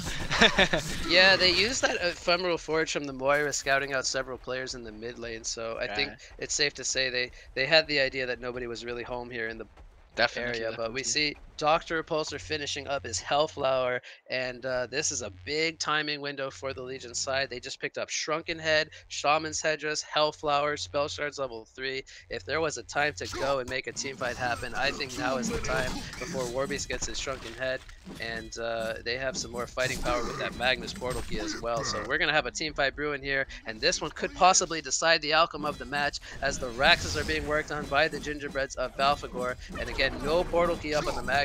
They're looking to try to line up. Here they go with the swap onto Balfagor. Can they bring him down? Here comes the release of Kraken, locking him down. He will fall, and the ultimates are Shrunken Head is blind by the Corrupted Disciple, as Glacius also with that Shrunken Head. Arcane Vortex in the background, locking down several players, and it will be both the supporting cast of the Team Tim falling here as Dr. Repulsor, Shrunken Head is off, or Corrupted rather, as Doctor jumps him, and he will get the one kill, forcing out the buyback from Imbaboy. They're going to be the first one being used, as it's going to be a full genocide coming out. Kraken going to also buyback here. It's a second and final buyback, but 5 players holding strong here, as we do have a buyback coming in from Znooki on the Balfagor. He is rejoining the party. Doctor is not done, and he is going to get the kill there with Glacius onto both the Corrupted Disciple and the Kraken, and that is going to do it, Ramaty. Game number 2 goes to DogHouse, and we're going to a third and final game here in semifinal number 2, so this one is not short of excitement. Expecting no less from the DogHouse, as they are an absolutely cracked team, so to say. They are great players, and now that they've realized probably the strongest draft by Imbaboy, they have respected their heroes, and now they just took out their really strong draft and absolutely dominated this game. Not really Right you giving are, any so chance. yeah, they're not giving any chance over there to the side of Team Tim, but what an exciting series this is becoming quickly, as we're going to see a third and final game coming up soon here. We're going to go on a short break before we get that one ready for you guys, but winner of this next game moves on to the finals here in ClanTour number 120 to face Donkey Kong there in the finals. So stay tuned, ladies and gentlemen, as we go on a short break here with Game 3 coming up shortly.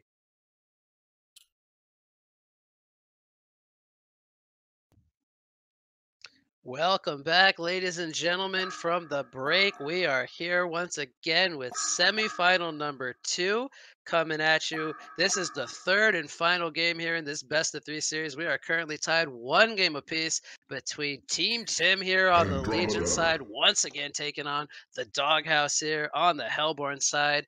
Welcome back from the break, Ramaty. Who's going to win game number 3 and the series to move on and face Donkey Kong in the finals? I actually cannot tell you. Both of these teams are playing out of their minds right now. Both of these teams have so good strategic drafters, and I am honestly fine with not being able to predict this.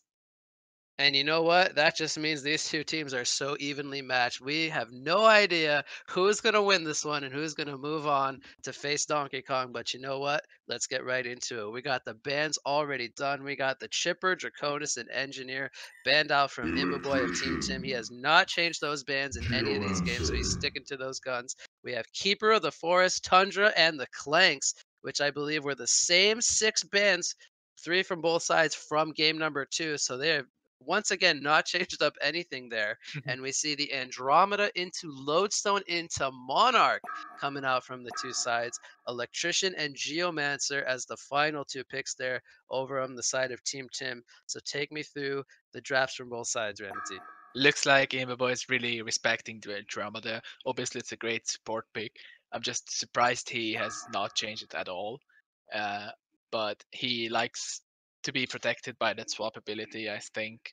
And then picking Electrician, which I haven't seen him pick recently, but I know that he loved that hero in the past, so no surprise there. And Geomancer is definitely a good player hero combination for Felix's if he is the same person that I think he is. Yeah. But obviously, logging onto a different name, I am not exactly sure. And Lodestone Monarch, Lodestone obviously working great last game for Asaf. Obviously, showing a lot of presence in the long lane and commanding a lot of heroes to shut him down.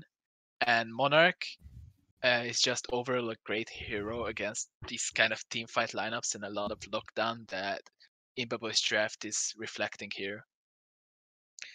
Yeah, so with the presence of the Cleansing Wind, I just have to talk about Monarch because it's one of my favorite support heroes on the scene.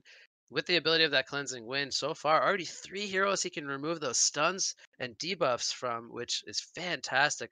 I love to see the Monarch get picked up. But, when you look at the lineup being built here from Team Tim, there's 3 picks, so there's more to talk about.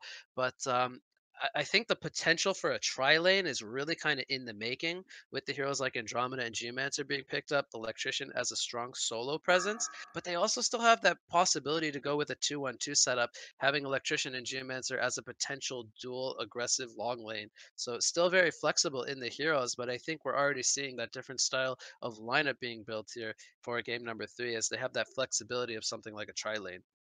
Right. I think great drafts are always a bit flexible. I think it shows that a drafter is great where he's leaving himself some options Yeah. just in case something else happens. And Znooki kind of recognizes the tri-lane potential. I would say he's banning strong tri-lane carries in Sir Bensington and Gemini and Oogie. Those Yeah. heroes can do very well in a tri-lane. Obviously, Imbaboy can still choose from a variety of heroes. Kind of looking at the corrupted here again could definitely work in the tri-lane, but but overall, I think the good read by Znooki here. And Imbaboy respecting the Balfagor in the second tier of bans and the Doctor, so I saw that dude was kind of shadow picking Doctor before, so perhaps they were looking to pick that up, but we're gonna see a Tremble and a Blitz. I haven't seen a Tremble in a very long time. Yeah, so another comfort hero there for Fa, no doubt, as well as a hero that we've seen Znooki play in the past in that mid lane. Tremble, a hero that is very flexible. He doesn't necessarily have to go to the mid lane. He could be played also in the short lane if they do want to run something like a tri lane. But at least the way the picks are shaping up right now with a Lodestone, they could still look to run a tri lane with the 2 supports in the long lane, perhaps with Lodestone going into either the short or the long lane as a solo potential. But yeah, you think about Fa and you ban away his Doctor Pulsar, his Gemini, his Sir Bensington. These are all heroes he's very comfortable on. There's always the Tremble there that you can't overlook as well. And you think about how active the playstyle is around Tremble. This is just another hero that really fits Doghouse's playstyle, being able to bring that global presence style of ganks with those terror mounts to the table. I'm definitely excited to see it. I don't think I've witnessed it yet. One thing we haven't pointed out with the Monarch pick that Electrician obviously does have that Cleansing Shock, which is quite great against the Chrysalis. Hmm. Obviously, removing that instantly. So there is some positives in the Legion draft against the Monarch too. Yep. I agree with you there.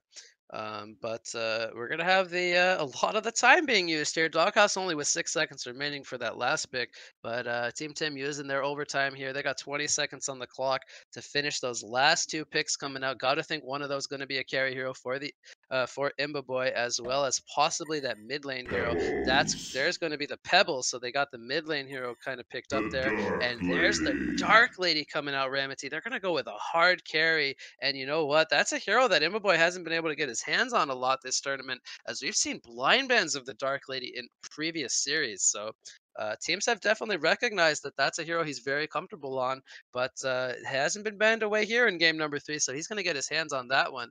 But I want to know your thoughts as we are going to see the last pick being revealed here very Lord shortly. It is the Lord Self-Forest. Forest, which actually I was thinking that they were thinking about picking up as they have that ability to have that stack clearing hero now. But I want to talk about the Dark Lady. What do you think about the matchup between Tremble and Dark Lady? I think so. What I think about Dark Lady is that it is one of the strongest carries in the game if it does come online.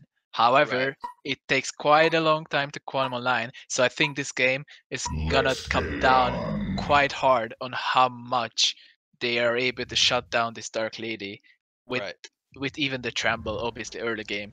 Try to delay Cleaver as much as possible. Try to take over their jungle. Just leave as little space for him as possible. And they are kind of running a single uh, carry lineup in the Legion side, so Yeah. I think they're gonna give a lot of space to imbaboy this game and not have the other heroes take a lot of space, as those 4 heroes are very good at picking off targets and just being aggressive, playing, creating space. And I was also expecting a strength kind of, I wanted to say barrier carrier hero from Znooki, Very rarely. Okay, because yep. definitely gonna be an item they want to look to pick up here against this Legion team.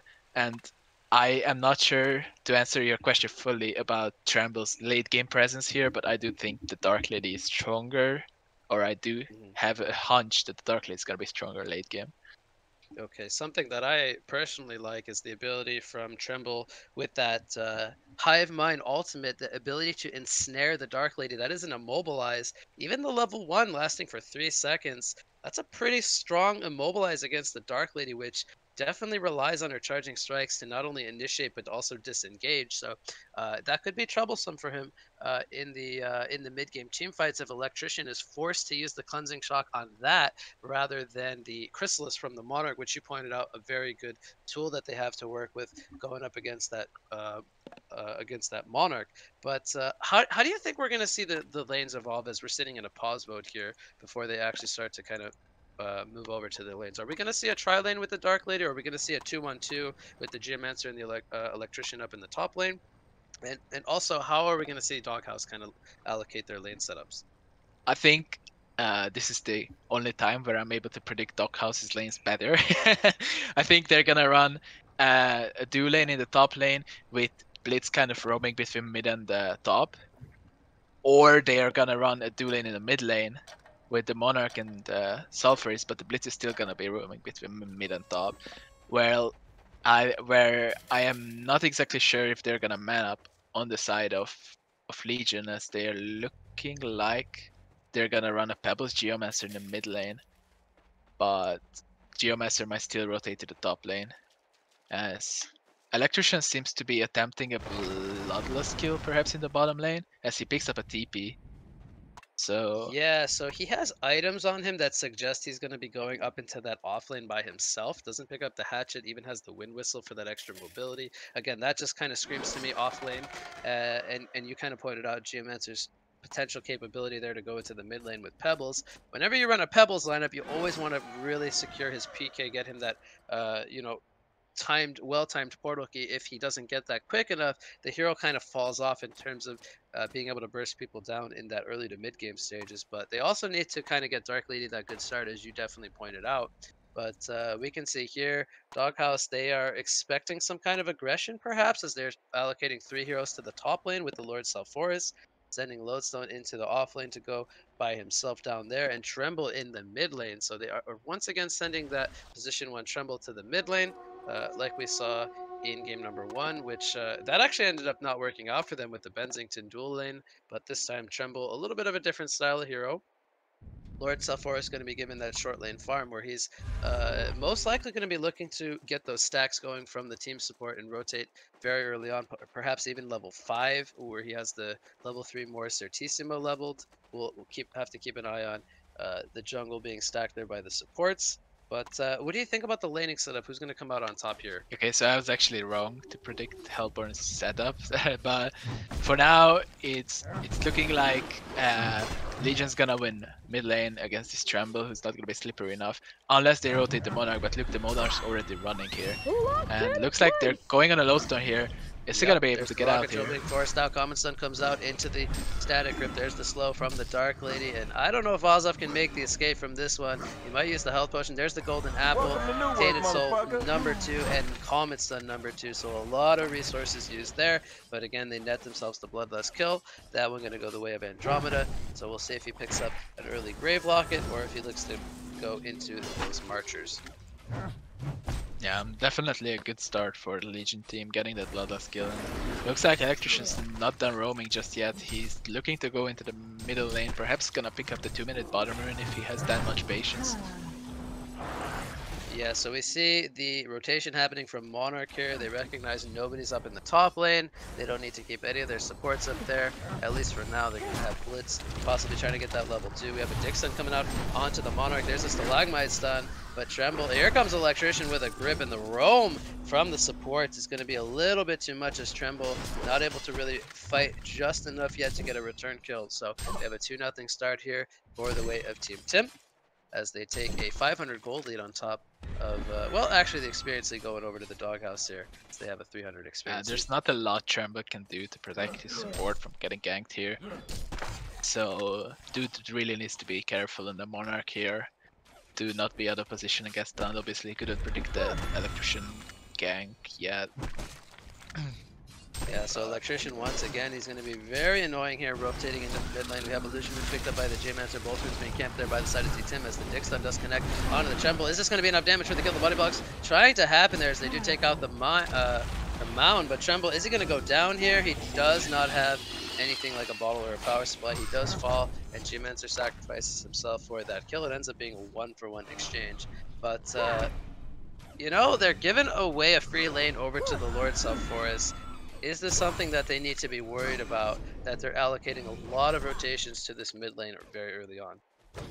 I like what Halborn is doing, kind of, that they are using this lane to the maximum where they're pulling a lot and giving the blitz. The levels that he desperately needs to become active. I think a level 1 blitz rotation into the mid lane would not let them anything right now. So him being level 3 right now is a good spot. At bottom lane, the Lodestone's getting jumped, but looks like he's gonna be able to rocket drill away. Yep. So that rotation is not working out for Zane right now, but he picks up boots. So he's probably going to continue roaming, as he doesn't really have a place in the top lane anymore, as level 5 Self-Forest is just a bit too threatening. Yeah, so, you know, we take a look at the hero kill lead. It's 3-1 in favor of Team Tim, and that's great and all, but at the same time, if we take a look at the resources, we can see that this isn't really working out in their favor necessarily. The experience lead, you kind of pointed out at the Blitz being level 3 already, in comparison to the Electrician and the other supports being very low level, as we have an engagement here in the bot lane. Kamasan coming out into the grip. Is Loso going to be able to get his rocket drill off to safety? Tainted Soul maybe coming in at the last second. Imbaboy's trying to get in range here, and he will get the kill with the Marchers. Just a little bit too fast there, so they do get the kill once again onto Lodestone. But again, the point I wanted to make here is the top lane river, haste actually. Hero. Yeah, Dick's not going to be missed there onto Blitz. He's doing the kiting here. Is he going to have enough damage to bring this one down, or bring down the J-Mancer? He's going to use the Blitzkrieg stun there, but maybe perhaps overestimating that, or perhaps thinking he can't make the escape as the haste was picked up by J-Mancer there. Interesting mechanic, as the Blitzkrieg stun deals more damage, the slower your enemy is. Yeah, there's a dig onto the Monarch. Pebbles tosses in Electrician there. Is this going to be enough for a kill, as Crystals comes in from Monarch on top of that noxious Nightcrawler slow, and Blitzport's in to prevent any follow-up there. So again, it's a 5-1 hero kill lead, but look at Lord Self-Forest, Ramaty. He's almost 500 gold per minute already. Similar to the Solstice game a bit, where Znooki is just farming insanely with a hero that can easily take stacks. The only difference is that Lord Self-Forest does not stop taking stacks at 6 minutes, which we're approaching here. Yeah, not only that, I think it's safe to say Lord Self-Forest is a much scarier hero with the same amount of space and farm than a Solstice is. Definitely, I agree. As they're diving the Electrician here, maybe we are gonna see the reason he's not really showed up here. Oh my god, that was a lot of damage. Yeah, that's just one more Certissima, and you know, he doesn't have Marchers picked up yet, so not able to go for that dive with the Action Blitz, continues in the middle lane. Yep, Stalagmite combo. onto Tremble the Tremble as the stun catching him initially. And again, this mid lane continues to be troublesome for Doghouse, but still getting 270 gold per minute on their Tremble despite a couple of deaths here. Monarch getting dove here. The auto attacks following up that Earth's Grasp. There's a crippling pollen there. The creep's doing some extra damage there as Monarch tries to get that return kill, but 9 power supply charges on the J-Mancer. Not going to be enough damage for a kill. Noxious Nightcrawler just going to do a little damage there. Maybe causing a bit of heart attack to Felix. Maybe.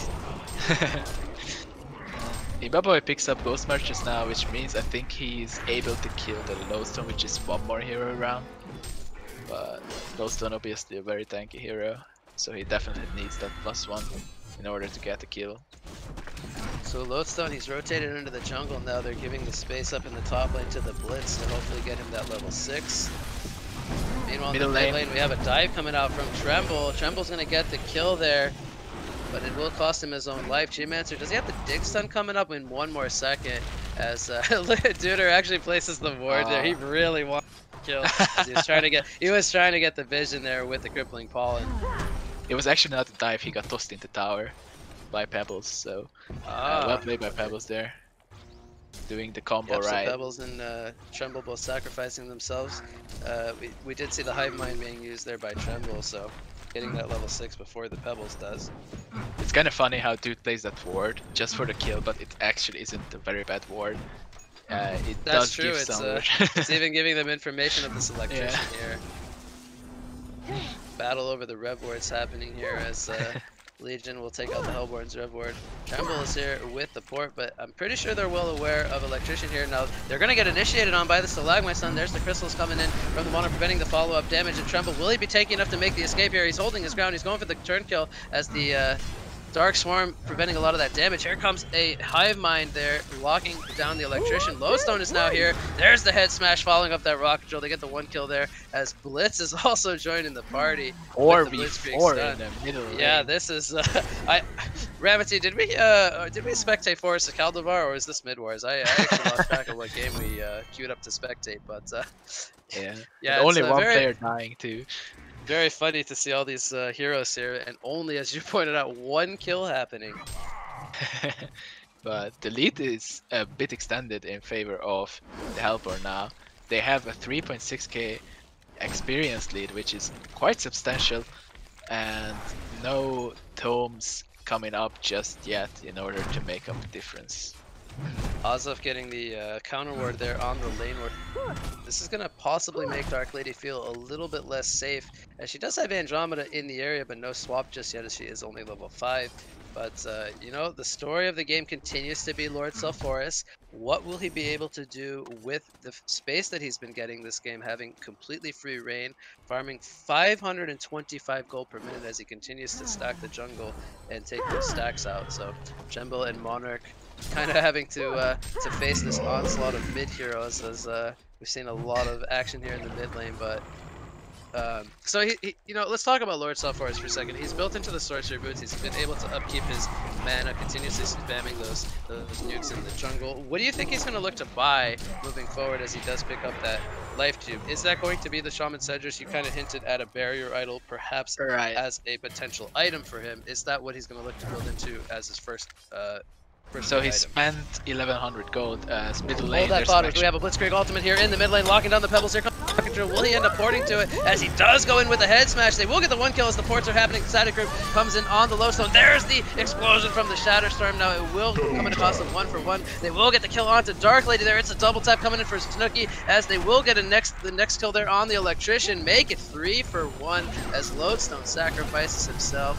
All 10 players here make their way to the mid lane, and this fight is not done. Ramaty, the Hive Mind is up on the Andromeda. That will mean a kill there from the Tremble onto the Andromeda, and not having that swap up going to hurt them, as here comes a Crystal Field locking down the Tremble, but there's a Chrysalis coming in from the Monarch to prevent that damage. Will he make the escape there from the tower, as he will end up going down, but Geomancer will sacrifice himself to the Lord Sulfuras. Now he is taking heavy pressure there from the tower. The aggro is going to be switched there to the Monarch, and Pebbles is going to fall. What a team fight coming in from the Doghouse Ramaty as they clean up the entire side of Team Tim. I gotta say, Asaf landing his Shatterstorm of 4 heroes as they ported in was absolutely crazy. They took so much damage after that because Znooki followed it up right away with a Morsantissima. Sorry, that's hard to pronounce. But all of their heroes' HP just instantly disappeared after that combination, and they were not able to fight anymore. I do believe it was about a, I don't even know, 5 or 4-4-2.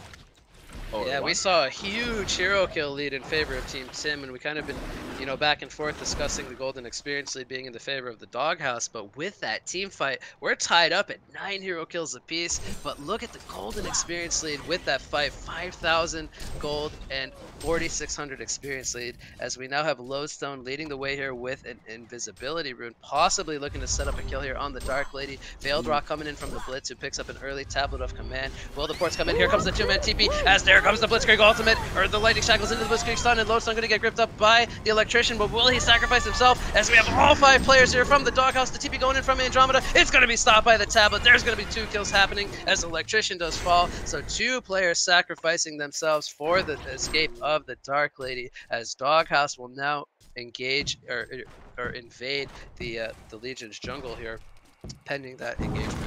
They saved the Dark Lady, but one could say, but at what cost? Yeah, so we have the pressure coming in the counter here in the mid lane. Pebbles and G-Mans are going to get that one to fall, as that will boost up Pebbles to 300 gold per minute, but still only sitting on 1,000 gold. Meanwhile, yeah, the stacks in the Legion jungle being worked on. We saw this happen in the other game there, as they won a team fight, they invaded the jungle, and they're looking to steal away these stacks. And look at Lord Self-Horus's GPM, almost 700 gold per minute. He continues to lead the way. Shaman's Edge is completed, and he is working on a light brand now, finished, working towards rather a potential Dawnbringer in the works. As mid lane, we could have an engagement here. Will they find the catch that they're looking for? It doesn't look like they'll get the distance. Right. This game is snowballing again in favor of Hex, and they gotta really pay attention that Legion team needs to take their stacks out as soon as they can, no matter with what hero. They can't save it up for the Dark Lady for when he gets a cleaver, because of the lead that Halvor has right now. They can just walk into their jungle and steal them. I don't think they are able to stop this Sulfuris at the moment. They need their portal keys, they need their damage items on the Dark Lady, and they're in it for the long run. Top Congo area here, we have Monarch getting caught out by the G-Mancer and the Andromeda. Dude trying to get the ward of sights down. Bottom lane double smoke on the Dark Lady. Yeah, we have a double smoke coming in as Dark Lady, she's gonna get gone on as she uses the charging strikes. This could be definitely a kill. Here comes the Shadow Storm from outside, and it will blow up the Dark Lady. Now, could be in some trouble as he is all by himself, 1 versus 2. There is no tower here for the TPs to happen, as Tremble comes in with a hive mind and snare, and Electrician, he is going to be all by himself. He is going to fall here. Will they look to retaliate here, as there comes the toss onto the illusion. Swap comes in onto the Tremble, but he does have Vestments and the Steam Boots. Will he be able to hold his ground here? No, he will not, as Pebbles does get that kill, giving him 1,400 gold total here, working towards his portal key. So they do end up sacrificing Tremble. It ends up being a 2-for-1 exchange here, as they get both the Dark Lady and the Electrician in response. Killing the Dark Lady is obviously huge, because Dark Lady is the saving grace for Legion team, and his around 400 GPM is quite decent for him, but he's very, very close to the cleaver, so killing him just before the cleaver timing is actually pretty huge. Yeah, still needing that recipe, as he's gonna make his way up to the top lane now to try to finish that recipe off. Lord Self-Forest has the Searing Light almost towards his full Dawnbringer, continuing to jungle, very much unpressured here in his own jungle. Bottom lane, the tower will fall, kill going to the Pebbles there, so he will get just enough gold for his portal keys. He cleans up the easy camp, and if there is something to kind of get Team Tim back into this game, it is definitely going to be the pickup of the portal key there for the Pebbles. I 100% agree with you. Definitely important that he got to recover to 370. He was around 290 GPM when mid lane was 10. We have invisibility on the Blitz, scouting out both the Dark Lady and the Andromeda. Lord Self-Force is here. There's going to be the charging strikes to safety, and it looks like they will get the distance there to be just fine. Meanwhile, we have G-Mancer using that Geostock, as we have the ward being countered there by Andromeda in the Kong pit. Will this fight end up happening here? Will the Blitz engage onto the Dark Lady, as it looks like G-Mancer spotting him out with the sonar there? Do they have a Ward of Revelation is the question, because they definitely know something is up here. There is one at the Congo area, so if Blitz walks up here, he is going to face a lot of heroes, but looks like he's avoiding it. He's kind of predicted that they kind of know this gank. Yeah, I mean, if they're on top of that, they should definitely know that Word of Sight just got countered in that area, so definitely not wanting to make that mistake here. But at the top rune area, Blitz, oh, he spots out the Geomancer, and he quickly turns around. That was a definite right decision there. Split second one to definitely matter his life or death there. Meanwhile, Hellborn teams are testing the Congo, and as I see that, it's almost dead. Yeah, I didn't even notice that was going on. That's going to be cleaned up there by Lord Selforest and company. And they're also going to work on some ancient stacks here as well. Level 15 Lord Selforest, 4 levels above the Dark Lady. Yeah, almost having the Dawnbringer completed here. So, you know, I'm going to pose the question to you now. They have this very farmed Lord Selforest. Dark Lady just got her Rune Cleaver. Is this kind of a timing window for them to kind of look to continue the aggression? Is there any items they have around the corner? I'll answer my own question. There's the Lodestone PK that I think they were waiting for. Is this the timing that they're looking for to kind of look to take the next set of team fights? Hellborn has just hit their timing, especially with the Dawnbringer as well on the Selforest. And this is already smoked, looking to set up something, but I think the Geostock has spotted him out. But he's going to use the Cleansing Shock there to remove that slow as Lord Selforest is running into Geomancer here. The tower will fall to the creeps. They really want this kill as Electrician. He's going to get caught here. He will fall. Meanwhile, Lodestone, I believe he went for the TPing Geomancer there and missed his stun. Yeah, just by a very short second. So, you know, they're going to go for the Kongor. If there's anything to kind of force a team fight in their favor or make an engagement happen, it would be over a Kongor. Now, with this being said, there is vision down here from the Legion side. If they do look to try to take the steal here, there is Blitz going in with the Quicken. He's going to line up the Blitzkrieg Stun on the Geomancer, and they're going to get a Noxious Nightcrawler Ward down. Here comes the Stun on the Pebbles. Will they be able to bring him down before he can get off his combo? Here comes the Chrysalis from the Monarch, and the Undying is applied to the Pebbles as he will most likely fall here. And Dark Lady, she is not interested in taking this fight. She's going for the tier 2 tower. We have the 4 coming in from Lord Selforest to defend this tower as he will get the deny here. As the Kongor will fall, the token goes over to Znooki on the Lord Selforest. Dark Lady is going for the kill here onto the Tremble. He will get gripped up by the Electrician and he will fall. Will they have the damage to bring down the Blitz? Here comes the swap from Andromeda. He's doing everything he can to try to stay alive, but the slows are just too much, and they will sacrifice 2 players there pending that kill on the Kongor and the Pebbles. Great read by Legion team that they saw Znooki board out and they were like instantly... Oh, Duder is having a fight here with Geomancer as he gets the Ward of Sight down. We'll see if he spotted that one happening as maybe expecting something to be up there. Geomancer being very aggressive in the Hellborn jungle there. Yeah, Znooki just broke 700 gold per minute without taking any base tower or even tier 2 towers. His farm is absolutely crazy. There's the barrier idol that you pointed out. He finally does complete that after finishing the Dawnbringer, so he's feeling, I think, very comfortable now to be able to teamfight there, having that extra mobility and magic armor. We see Tremble porting to his mound, it looks like here, over at the top rune area, but not looking to necessarily engage, per se. We have the Abyssal Skull picked up on the Dark Lady following that Rune Cleaver. She has the Quick Blade picked up as well, most likely going to be going into the Firebrand as her next item. So what do you think we should see from the Dark Lady after the Firebrand? Will he look to continue that with something like a Dawnbringer? Will he need a Shrunken Head this game? Or even something like a Geometer's Bane? What do you think we should see from Dark Lady? Shrunken Head, 100%. Otherwise, he would just get Undying on top of him and just go down to the magic burst of Hellborn. Not magic burst, but magic damage. Okay.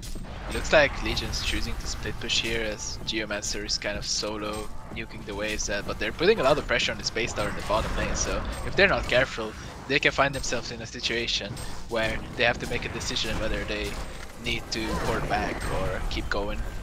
So Kongor Decimator buff up for 40 more seconds. That one's going to give them the bonus damage against structures as they take out that tier 2 tower in the mid lane. They have the Token of Life on Znooki on the Lord Selforest for 30 more seconds. Will they look to force the issue here, use this Token of Life, or will they look to just chip away at the base and get the Legion side Team Tim here to kind of fall back and defend their bases? That looks like it's just too risky. I think if against less respected team or you know, they would have gone in here, but I think the respecting team so much that they just chose to play it safe here. Yeah, and not only that, they don't have the shrunken, the next core item picked up on the tremble. I think it's safe to say he's gonna definitely not feel comfortable team fighting without having that picked up on top of his elder parasite, kind of enhancing the damage that he does take. There is still a lot of damage threat from the side of Team Tim, so I don't know how close he necessarily is. If he has the Warhammer in his stash, or if he needs the 2 pieces still remaining, but I think that is a pretty big pickup for them moving forward. That they still need. What are your thoughts on the Monarch looking to pick up Staff of the Master this game? Oh my, I didn't even notice, but I think Yeah, it's it's definitely. dude. He's always got 300 GPM. Yeah. Yeah, you're right, you are. But I actually think it's pretty great because here, what Legion Team has, he can remove the initial stuns and then the follow-up stuns as well right after. So it's making it really We're hard. gonna have a jump coming in from the low zone on the Dark Lady. There's the swap from Andromeda as the stuns coming in from Pebbles as well. Here comes the cover of darkness, blinding them in the background, but Lord Self-Horus, he's on the hunt, trying to get the catcher onto the Geomancer Tremble. He's trying to lead the way as well with that ensnare. He will get it on the Dark Lady, but that will not stop his TP. And Geomancer also makes the escape, porting out in the trees. So no kills happening the way of DogHouse, as they will look to deny their tier 2 tower up here in the top lane. But that started off with an initiation coming in from the Lodestone to kick that one off. Amazing disengage from Legion. They didn't even lose the Andromeda, which is just amazing. I think they are definitely playing this right, split pushing and just saving their cores when they need to. So something I wanted to mention about the staff on Monarch, you talked about being able to remove the stuns, and I think that's definitely the idea behind that pickup, having that second wave to kind of, you know, get the re-engage kind of aspect of the team fight. As Hold That Thought, we have an initiation here, as the Pebbles does use the Slagmites on the low stone, defending that Rocket Drill stun, and dying is applied to the Electrician. Will he be able to make the escape here? As Dark Lady, he's content with currently staying in the bot lane. It looks like they will sacrifice the Electrician. Look at that damage, Ramaty coming in from those auto attacks of Lord Self-Horus as he picks up an axe of the Malphite, perhaps looking to build into a Behemoth's Heart as his next item there. But before I give you a chance to assess that, what about something like the Cover of Darkness coming out in the background, that cleansing wind, the second amplification, possibly removing that debuff, as that ultimate is very disruptive in teamfights, something that we as casters can't really kind of commentate, as we can't really see what the players see necessarily. 100%. I was gonna mention that in the picking phase with Monarch, where if Dark Lady ults, he can instantly remove it. But then I ended up forgetting mentioning it because there's so much to talk about as they draft really fast, and this game is just going at such a fast pace that we had to start this Monarch dot 3 times to finish it once.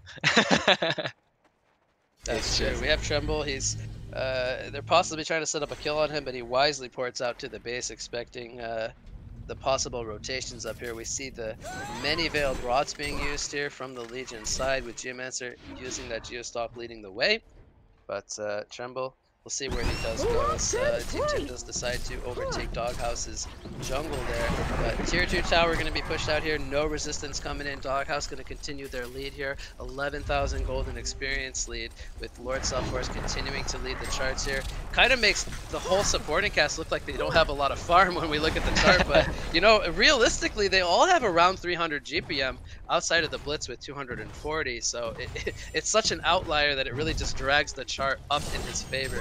But even then, on the side of Team Tim, they have 200 plus on all of the supporting cast, so not too far behind the side of DogHouse there in retrospect. The way Legion team is dodging this Hellburn train right now is very impressive. We're gonna have a grip coming out here on the Tremble, but there's the swap from Andromeda. She's gonna get Crippling Call on top. Tremble doesn't want Andromeda, he wants Electrician. He's gonna throw out the Hive Mind here, and there comes Blitz in. They're gonna get 2 kills going the way of DogHouse now, as they're gonna clean up those illusions there. But that's 2 pretty nice kills. That's gonna possibly allow them to get some base damage chipped in here for the respawners to come in. 30 seconds on both the Andromeda and the Electrician, as the creep wave is making its way down in Blitz the is middle. porting back. They're where Yeah, they want to possibly set up a kill here on the Dark Lady. There's the ultimate from Blitz into the Blitzkrieg stun, and that does some pretty decent damage to the Dark Lady now. Even if she gets the port on out to safety, she's looking to turn this one around, but she's not going to commit to a kill there on the Blitz. The base tower in the mid lane taking some heavy pressure. There is the Glyphal Fortification being forced out. We have the respawners coming up very soon here. 1 second on Andromeda, 5 seconds on Electrician, but Blitz trying to stop the TP from Dark Lady, not going to be successful, and that will mean we will need to have a fallback here from the DogHouse as they are looking to hunt. Here comes the Slug, my son. Monarch gets tossed back in. They will most likely sacrifice him as the Shrunken Head TP comes out from the Tremble, and they will bring down that base tower Ramaty pending that engagement there. They need to be careful Shrunken TPing out because they have an Andromeda on the Legion team, which can cancel it. Yeah. So I think Fa was a little overconfident there. It could have backfired, but it didn't. And yeah, base tower falls. It's really important for Hellborn to get these objectives to get the maximum value out of their pickoffs, which was the Andromeda, right? If Darkly is split pushing alone, they know they can scare him off by just a blitz porting back, because anyone else ports to the blitz, they're gonna get the kill on the Dark Lady. And both Gongors fall, so good good call by Imbevoy's team to just take the Gongor as soon as possible, so that they don't get another token on the DogHouse. And speaking of Dark Lady, she's got her Shrunken Head picked up pending that Kongor there. So definitely some damage assistance she has. Now, you know, just because she has the Shrunken, I don't think she's necessarily ready to start taking these fights. Lord Self-Forest definitely has the ability to kind of man-fight her with the farm that he has gotten so far, and he has over 3,000 life with that Behemoth Sart picked up. What do you think we should see picked up by Lord Self-Forest as his next item, as he's starting to get closer and closer to being item capped? I could see either, again, the good duo of items, Demonic or a Frostfield Plate, as we see a fight happening in the top lane. Kind of Dark the Lord Lady Self-Forest gonna get initiated on here by the Undying, but the Shrunken Head stopping, or preventing the stopper to the TP there. Now that's going to mean Dark Lady doesn't have a Shrunken if they do look to take a team fight here in the next 60 seconds. No Undying as well. That one a little bit shorter of a cooldown, only 40 seconds remaining on that one. So we see DogHouse, they want to take advantage of this Shrunken Head cooldown on the Dark Lady. Will they be able to take this fight here from the side of Team Tim, as we have Behemoth's Heart leading the way from Lord Self-Forest? He's outputting so much damage. Here comes the toss back from the Pebbles. There's the Dark Blades from the Dark Lady. The Cleansing Wind comes out. There's the Cover of Darkness blinding them. As the second amplification from the stab removes the Crystal Field stun, Lord Self-Forest with the portal key jumps in on the Pebbles. Here comes the Lodestone. Rocket Drill stun. He's going to jump in. He's going to commit to that one, and the racks will fall. We have a buyback coming in from the Pebbles following up that death, but the racks, will they be able to be defended here? Shrunken Head still on cooldown from Dark Lady for 20 more seconds. Here comes the swap from the Andromeda onto the Tremble. She is manning up, and that will just be an illusion. It looks like they will get the final rack skill as the Andromeda does end up falling. It is a double tap coming out for Lord Self-Forest, but they do disengage there following up that kill on the Raxes. Oh, what a crazy finish here we're getting.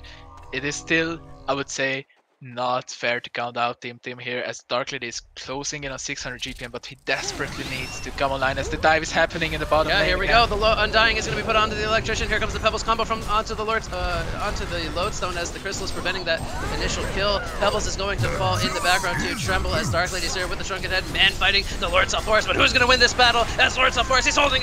He will fall as the Shrunken Head is down. The buyback is happening from Father on the Tremble, and he will port back to the mound, and they are fighting in full force there with only Lodestone dead. Here comes the kill there onto the Geomancer. It's a champion industry coming out for the Lord Self-Forest. The static grip comes in on the Tremble. There's another Chrysalis from the Monarch though, as the Blitzkrieg stun does cancel that grip on the Electrician. Geomancer going to miss the dig stun here, and will the retreat be successful coming in from the DogHouse? They are not retreating. They're looking to fight more as Geomancer does fall pending that buyback. He will buy back for the second time. Andromeda does fall. They will sacrifice their Monarch, and now Dark Lady, she is on the run. She has no Shrunken Head for 30 more seconds as Electrician will portal key back to safety. Shrunken Head is applied by the Tremble. He will break the tower here as Lord Self-Forest jumps in, but Dark Lady, she's thinking about going back in. They have 4 players alive here as the buyback does happen from the Monarch, it looks like, but he will spill drop down into the bot lane. It looks like all 5 players are now alive from the DogHouse.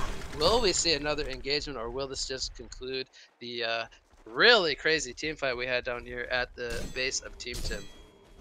think there is no reason for Team Team not to attempt this again. They got the tower now, and obviously Legion Team Dark Lady is just not in fighting shape yet. Just a bit off. Not online yet, quite yet. He's not able to man fight the Sulfuris. Obviously 785 GPM. I think this has to be the highest GPM we've seen in this tournament so far, and he's not stopping yet. He might break 800 here, which is just a really impressive GPM to have. And this game is going, and Oh Loson's gonna no, get spotted Lodestone, out. he's under this Ward of Revelation with that invisibility rune, and will they look to engage on him? They're actually very afraid of him, feeling like there could be the threat of the team support there, but as we can see, it's more of a bait than anything. There's nobody in the area. Definitely a scary target to go for. I give them that. So 4,000 gold on the Lord Sulfuris. You talked about something like, what did you say, a demonic breastplate or a frostfield plate? Frostfield. There, we are gonna see him sell Yes. the chalice. He rifles the frostfield plate. How in the world does Team Tim kill this Lord Sulfuris once he has the frostfield plate delivered? They swap him into the well. Yeah, I was actually gonna say the same thing. I think they need to swap him into the well in order to bring him down. Now he doesn't have that delivered to yet. He is leading the way. There is Rift Shards being bought out by the Dark Lady. She does not have a buyback. This is going to be the last fight to conclude this game. Most likely here we have the swap coming in on the Lord Sulfuris, but there's the Cleansing Wind to remove it, and the fight is not done just yet. Here comes the Shadow Storm being channeled by the Lodestone. Dark Lady will fall, and she does not have a buyback. This is going to be disastrous for the side of Team Tim as Pebbles does fall, and they're diving into the base. Andromeda is going to fall as well. 4 players dead the way of Team Tim, and did DogHouse just do it here in semifinal number 2? The second Rax is going to fall, and this is most likely going to be the beginning of the end. They're going for the throne. They are going for the GGs are throne. called. The GGs are called, and game number 3 is going to go to the DogHouse. They are moving on to the finals to meet Donkey Kong as the final match there. Team Tim did everything that they could to try to hold this final Rax push, but it wasn't enough with the final pickup of the Rift Shards there from the Dark Lady. Final thoughts here on game number 3 and the series, Ramaty. Absolutely amazing series. Obviously, this was the most exciting series for me from this whole tournament that I wanted to see, and none of the teams disappointed, to be honest. Honestly, first game, Imba Boy, amazing draft, amazing strategy, just not able to give anything away to the Doghouse. But the 2 later games, the Doghouse just respected the draft, and they drafted themselves this huge mid game snowball lineup that Imbaboy's team just couldn't stop anymore. Yeah, what a performance coming in from the Doghouse there to bring back the series and eventually take it in games 2 and 3. I mean, Team Tim was looking fantastic in game number 1. So again, I got to give them a lot of credit. They came out of the gates hitting, swinging really hard there. They showed us that they were relentless there with that draft in game number 1. But final props to Doghouse as they took games 2 and 3 with a big response to that initial game number 1 loss. Donkey Kong definitely has quite the challenge in front of them right now, facing this Hex team, this Doghouse team. Yeah, so again, that's going to do it here for semifinal number 2, and that means we are getting ready for the finals coming up for you, ladies and gents, with the ClanTour number 1 tournament here. Going to continue shortly as we have Donkey Kong meeting the Doghouse coming up as our next and final series of the tournament as we go on a break here before we get the finals ready for you guys.